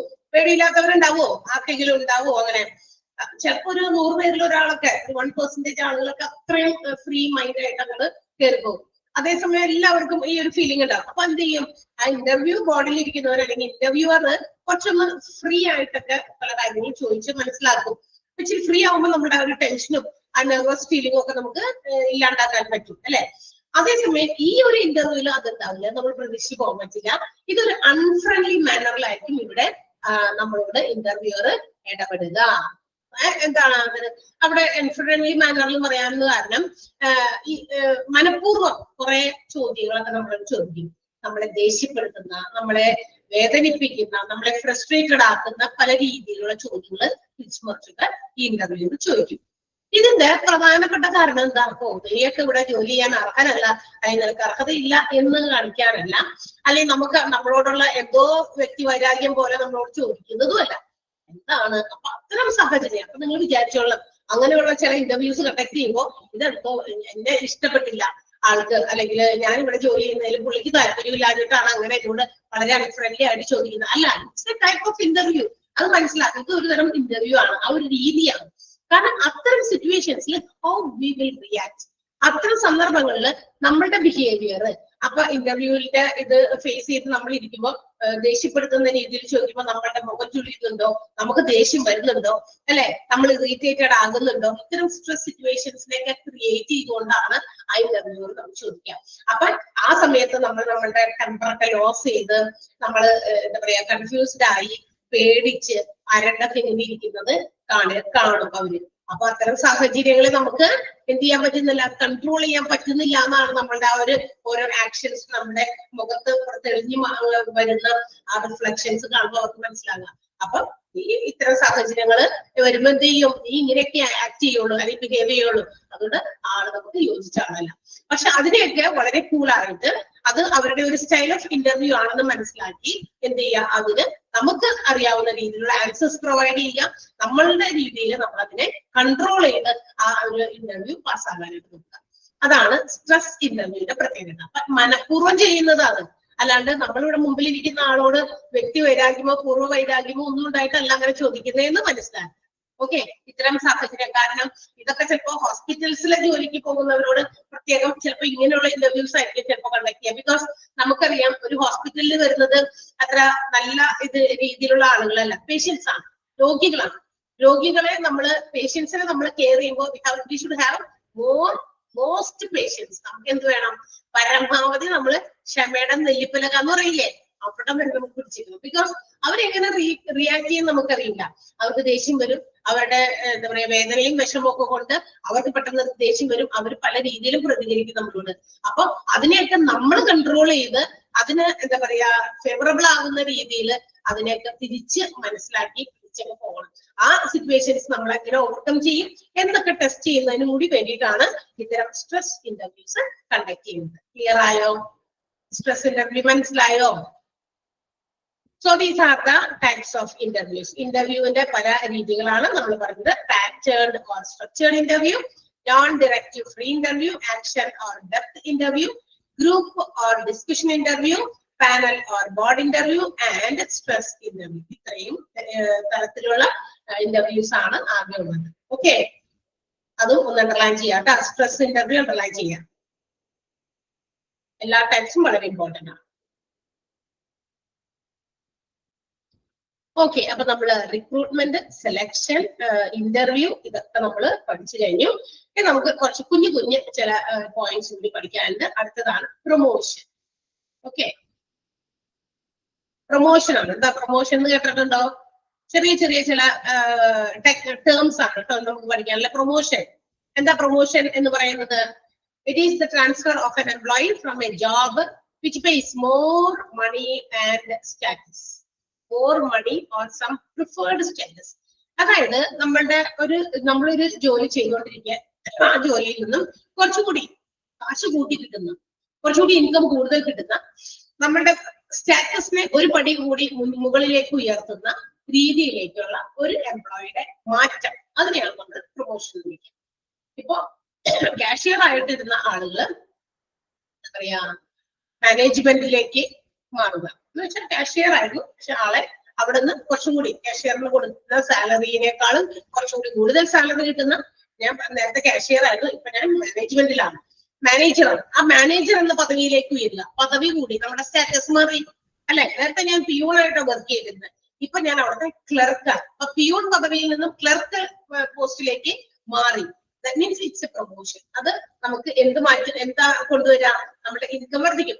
പ്യൂണിനുണ്ടായിരുന്ന സാലറി ആവില്ല, എന്താ പറയാ ക്ലർക്കിന് ഉണ്ടാവില്ല, എന്തായാലും സാലറി ഇൻക്രിമെന്റ് ഉണ്ട്. തീർച്ചയായിട്ടും ആ പ്യൂൺ എന്ന് പറയുന്ന പോസ്റ്റ്, ആ സ്റ്റേറ്റസിൽ നിന്ന് നമ്മൾ എന്തായി ക്ലർക്ക് എന്ന് പറയുന്ന സ്റ്റേറ്റസിലേക്ക് നമ്മളുടെ പദവി ഉയർത്തും. ഈ രണ്ട് കാര്യങ്ങളിലും ഉയർച്ചുണ്ടാകുന്ന ആ ഒരു ട്രാൻസ്ഫർ ഓഫ് എംപ്ലോയിനെയാണ് നമ്മൾ പ്രൊമോഷൻ എന്ന് വിളിക്കുക. ക്ലിയർ ആയോ? മനസ്സിലായോ പ്രൊമോഷൻ എന്താന്ന്? എന്തോ കുഴപ്പമുണ്ട് കേട്ടോ. ഞാൻ ചോദിക്കുമ്പോ അപ്പൊ തന്നെ എനിക്ക് എസ് വരുന്നില്ല, അല്ലെങ്കിൽ എസ് ആണെങ്കിൽ എസ്, നോ ആണെങ്കിൽ നോ വരുന്നില്ല. ആ സെന്റൻസ് ഇമ്പോർട്ടന്റ് ആണ്, അണ്ടർലൈൻ ചെയ്യുക. ഇനി എന്താണ് ഈ പ്രൊമോഷൻ നൽകുന്നതിന് പ്രധാനമായിട്ട് എന്ത് കൺസിഡർ ചെയ്തിട്ടാണ് ഈ പ്രൊമോഷൻസ് പ്രൊവൈഡ് ചെയ്യുന്നത്? എന്തിന്റെ അടിസ്ഥാനത്തിലായിരിക്കും പ്രൊമോഷൻസ് പ്രൊവൈഡ് ചെയ്യുക? എന്തെങ്കിലും പ്രത്യേക ഒരു കാര്യമാണോ? അല്ല, ഒരുപാട് കാര്യങ്ങളെ കൺസിഡർ ചെയ്തതാണ്. Sometimes it may be the length of service, നമ്മളുടെ സേവനത്തിന്റെ ദൈർഘ്യം. 10-25 വർഷമായി ഇന്ന പോസ്റ്റിൽ തന്നെ ജോലി ചെയ്യുന്നു, ഇനിയിപ്പോ കുറച്ചുകൂടിയൊക്കെ ആ കാര്യങ്ങളെല്ലാം മനസ്സിലായി. 25 വർഷമൊക്കെ ജോലി ഏതെങ്കിലും ഒരു പർട്ടിക്കുലർ ഫീൽഡിൽ ഇരുന്ന് ജോലി ചെയ്യുക, അത്രയും നാള് സേവനം അനുഷ്ഠിക്കുക എന്ന് പറഞ്ഞു കഴിഞ്ഞാൽ ഒത്തിരി കാര്യങ്ങൾ പഠിച്ചിട്ടുണ്ടാവും. ചില ഇത് കണ്ടല്ലേ, നഴ്സസ് ഒക്കെ ഒരു ഡോക്ടർ ചെയ്യുന്ന അത്രയും ജോലി ചെയ്യാൻ കേപ്പബിളായി മാറിയിട്ടുണ്ടാവും ഡ്യൂ ടു മച്ച് ഇയേഴ്സ്, ഇത്രയും വർഷങ്ങൾ കൊണ്ടേ ഒരു ഡോക്ടറുടെ അല്ല നഴ്സിന്റെ സ്ഥാനത്ത് നിന്ന് ജോലി ചെയ്തിരുന്ന ആള് അവിടുത്തെ കാര്യങ്ങളൊക്കെ വർഷങ്ങളോളം നിന്ന് ആ ഡോക്ടറോടൊപ്പം നിന്ന് ചെയ്ത് പഠിച്ച് മനസ്സിലാക്കിയൊക്കെ എന്ത് ചെയ്തിട്ടുണ്ടാവും, ആ ഡോക്ടർക്ക് ചെയ്യാൻ പറ്റുന്ന അത്രയും കാര്യങ്ങളൊക്കെ ചിലപ്പോ പഠിച്ച് മനസ്സിലാക്കി ചെയ്തിട്ടുണ്ടാവും. എന്ന് വെച്ചാൽ in the absence of that particular doctor, ആ ഡോക്ടർ ഇല്ല എങ്കിൽ കൂടി ആ ജോലിയൊക്കെ ഇയാൾ ചെയ്യാൻ കേപ്പബിൾ ആണ്. നമുക്ക് ഉറപ്പിച്ച ആളുടെ കയ്യിൽ അത് ഏൽപ്പിച്ചിട്ട് പോകാൻ പറ്റും. ഇപ്പൊ ഏതെങ്കിലും പർട്ടിക്കുലർ എന്തെങ്കിലും കാര്യത്തിന് ആ ഡോക്ടർക്ക് ഒന്ന് ഫ്രീ ആകണം അല്ലെങ്കിൽ ലീവ് ആകണം, അവരെ ഏൽപ്പിച്ചിട്ട് പോകാൻ പറ്റും എന്നുള്ള രീതിയിലാകും. കാരണം എന്താ, പ്രാക്ടീസ് മേക്സ് മാൻ പെർഫെക്റ്റ്. അല്ലെങ്കിൽ ഡെയിലി റുട്ടീൻ ആയിട്ട് നമ്മൾ ചില കാര്യങ്ങൾ ചെയ്യുമ്പോൾ നമ്മൾ അതിൽ പെർഫെക്റ്റ് ആയി, നമ്മൾ അതിൽ സ്പെഷ്യലൈസ്ഡ് ആയി അല്ലെ. അപ്പൊ അങ്ങനെ സേവനത്തിന്റെ ദൈർഘ്യം, അതുപോലെ തന്നെ എന്താ പറയാ നമ്മുടെ പ്രീവിയസ് വർക്ക് ഹിസ്റ്ററി, നമ്മുടെ മുൻ കാലഘട്ടങ്ങളിലുള്ള നമ്മളുടെ ജോലിയുമായി ബന്ധപ്പെട്ട നമ്മളുടെ ചരിത്രങ്ങള്, നമ്മളുടെ ട്രെയിനിങ്, അല്ലെങ്കിൽ നമ്മുടെ മറ്റ് ഏതെങ്കിലും എഡ്യൂക്കേഷണൽ ക്വാളിഫിക്കേഷൻ കുറച്ചുകൂടി കൂടി ഇവിടെ നിന്ന് ജോലി ചെയ്യുന്നതോടൊപ്പം നമ്മൾ വേറെ എന്തെങ്കിലും ആയിട്ടൊക്കെ സൈഡായിട്ട് പഠിച്ചു, അപ്പൊ നമുക്ക് കുറച്ചുകൂടി ക്വാളിഫിക്കേഷൻ കൂടി കഴിഞ്ഞപ്പോൾ നമുക്ക് അത് റിലേറ്റഡ് ആയിട്ടുള്ള ഒരു ജോലി കുറച്ചുകൂടി പ്രൊമോഷൻ കിട്ടി. ഒരുപാട് പേര് അങ്ങനെ ചെയ്യുന്നുണ്ട്. അപ്പൊ ഹോസ്പിറ്റൽസിലൊക്കെ വേറെ ഏതെങ്കിലും ജോലി ചെയ്യുന്നവര്, ഇപ്പൊ ഹോസ്പിറ്റൽ അഡ്മിനിസ്ട്രേഷൻ പഠിച്ച് ഹോസ്പിറ്റൽ അഡ്മിനിസ്ട്രേറ്റർ ആയിട്ട് ജോലി ചെയ്യാനായിട്ട് പഠിക്കുന്നവർ ഇവിടെ ഉണ്ട്. അപ്പൊ അതെന്തിനാ വേണ്ടിയിട്ടാ, നമുക്ക് അതിൽ നിന്നും ഒരു പ്രൊമോഷൻ അങ്ങോട്ടേക്ക് മുകളിലേക്ക് കിട്ടാൻ വേണ്ടിയിട്ടാണ്. അപ്പൊ അങ്ങനെ ഒരുപാട് പാരാമീറ്റേഴ്സും കൂടി കണക്കിലെടുത്തിട്ടാണ് നോർമലി എന്ത് ചെയ്യുന്നത്, പ്രൊമോഷൻസ് പ്രൊവൈഡ് ചെയ്യുന്നത്. ഇതൊക്കെ പ്രൊമോഷൻ കിട്ടാനുള്ള വെയിറ്റേജുകളാണ്. മനസ്സിലായി, ഒരു വെയിറ്റ് ആണ് എന്ന് വെച്ചാൽ നമ്മുടെ സർവീസിന്റെ ആ ഒരു ഡ്യൂറേഷൻ, എഡ്യൂക്കേഷൻ, ട്രെയിനിങ് കോഴ്സസ്, പിന്നെ എഡ്യൂക്കേഷണൽ കോഴ്സ് കംപ്ലീറ്റഡ്, പിന്നെ നമ്മുടെ പ്രീവിയസ് വർക്ക് ഹിസ്റ്ററി, മുൻകാലഘട്ടങ്ങളിൽ നമ്മുടെ എന്താ പറയാ ജോലിയുമായി ബന്ധപ്പെട്ട നമ്മുടെ ചരിത്രം.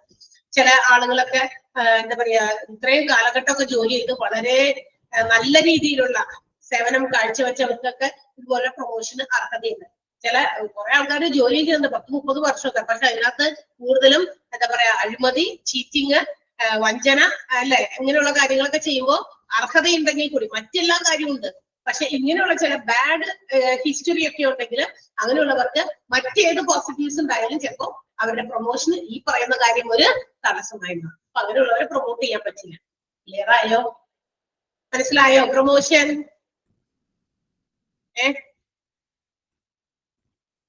യെസ്. അപ്പോ ഈ പ്രൊമോഷനിൽ നമ്മുടെ ആദ്യത്തെ സെന്റൻസ് പ്രിഫേർഡ് സ്റ്റാറ്റസ് വരെയും, അടുത്ത sentence sometimes the length of service, education, training courses completed, previous work history are the factors which are given weightage while deciding promotion. ആ സെന്റൻസ് ഒന്ന് അണ്ടർലൈൻ ചെയ്യാം കേട്ടോ. രണ്ടും അണ്ടർലൈൻ ചെയ്യാം.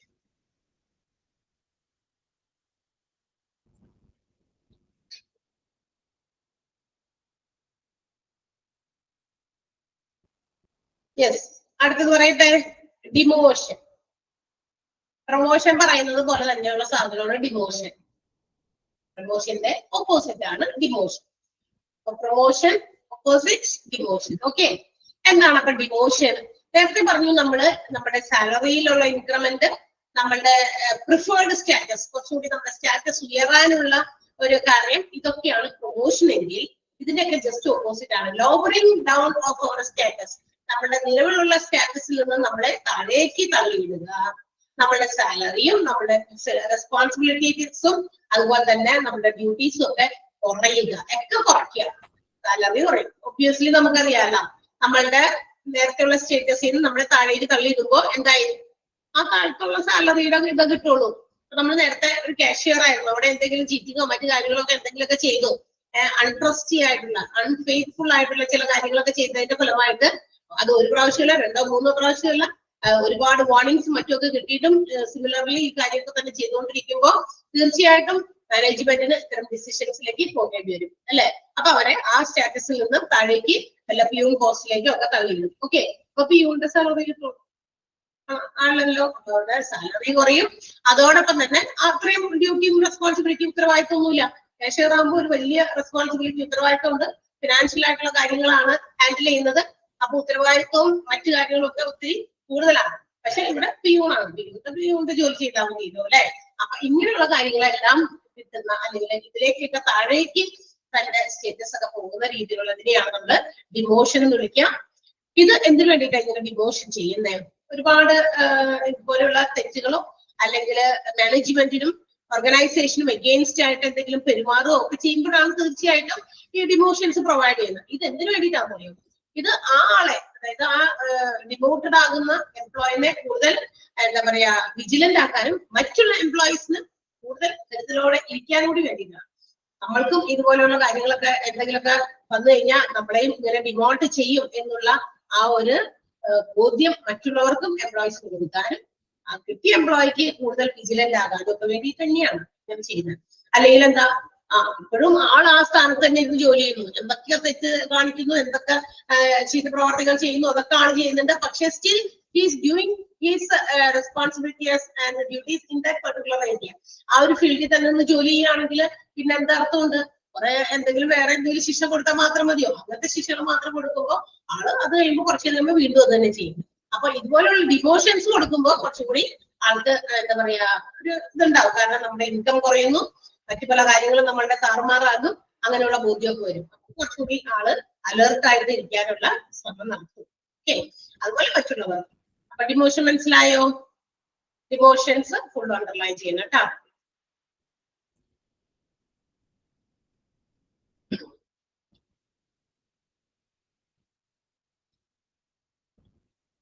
മനസ്സിലായോ? ഡിമോഷൻ.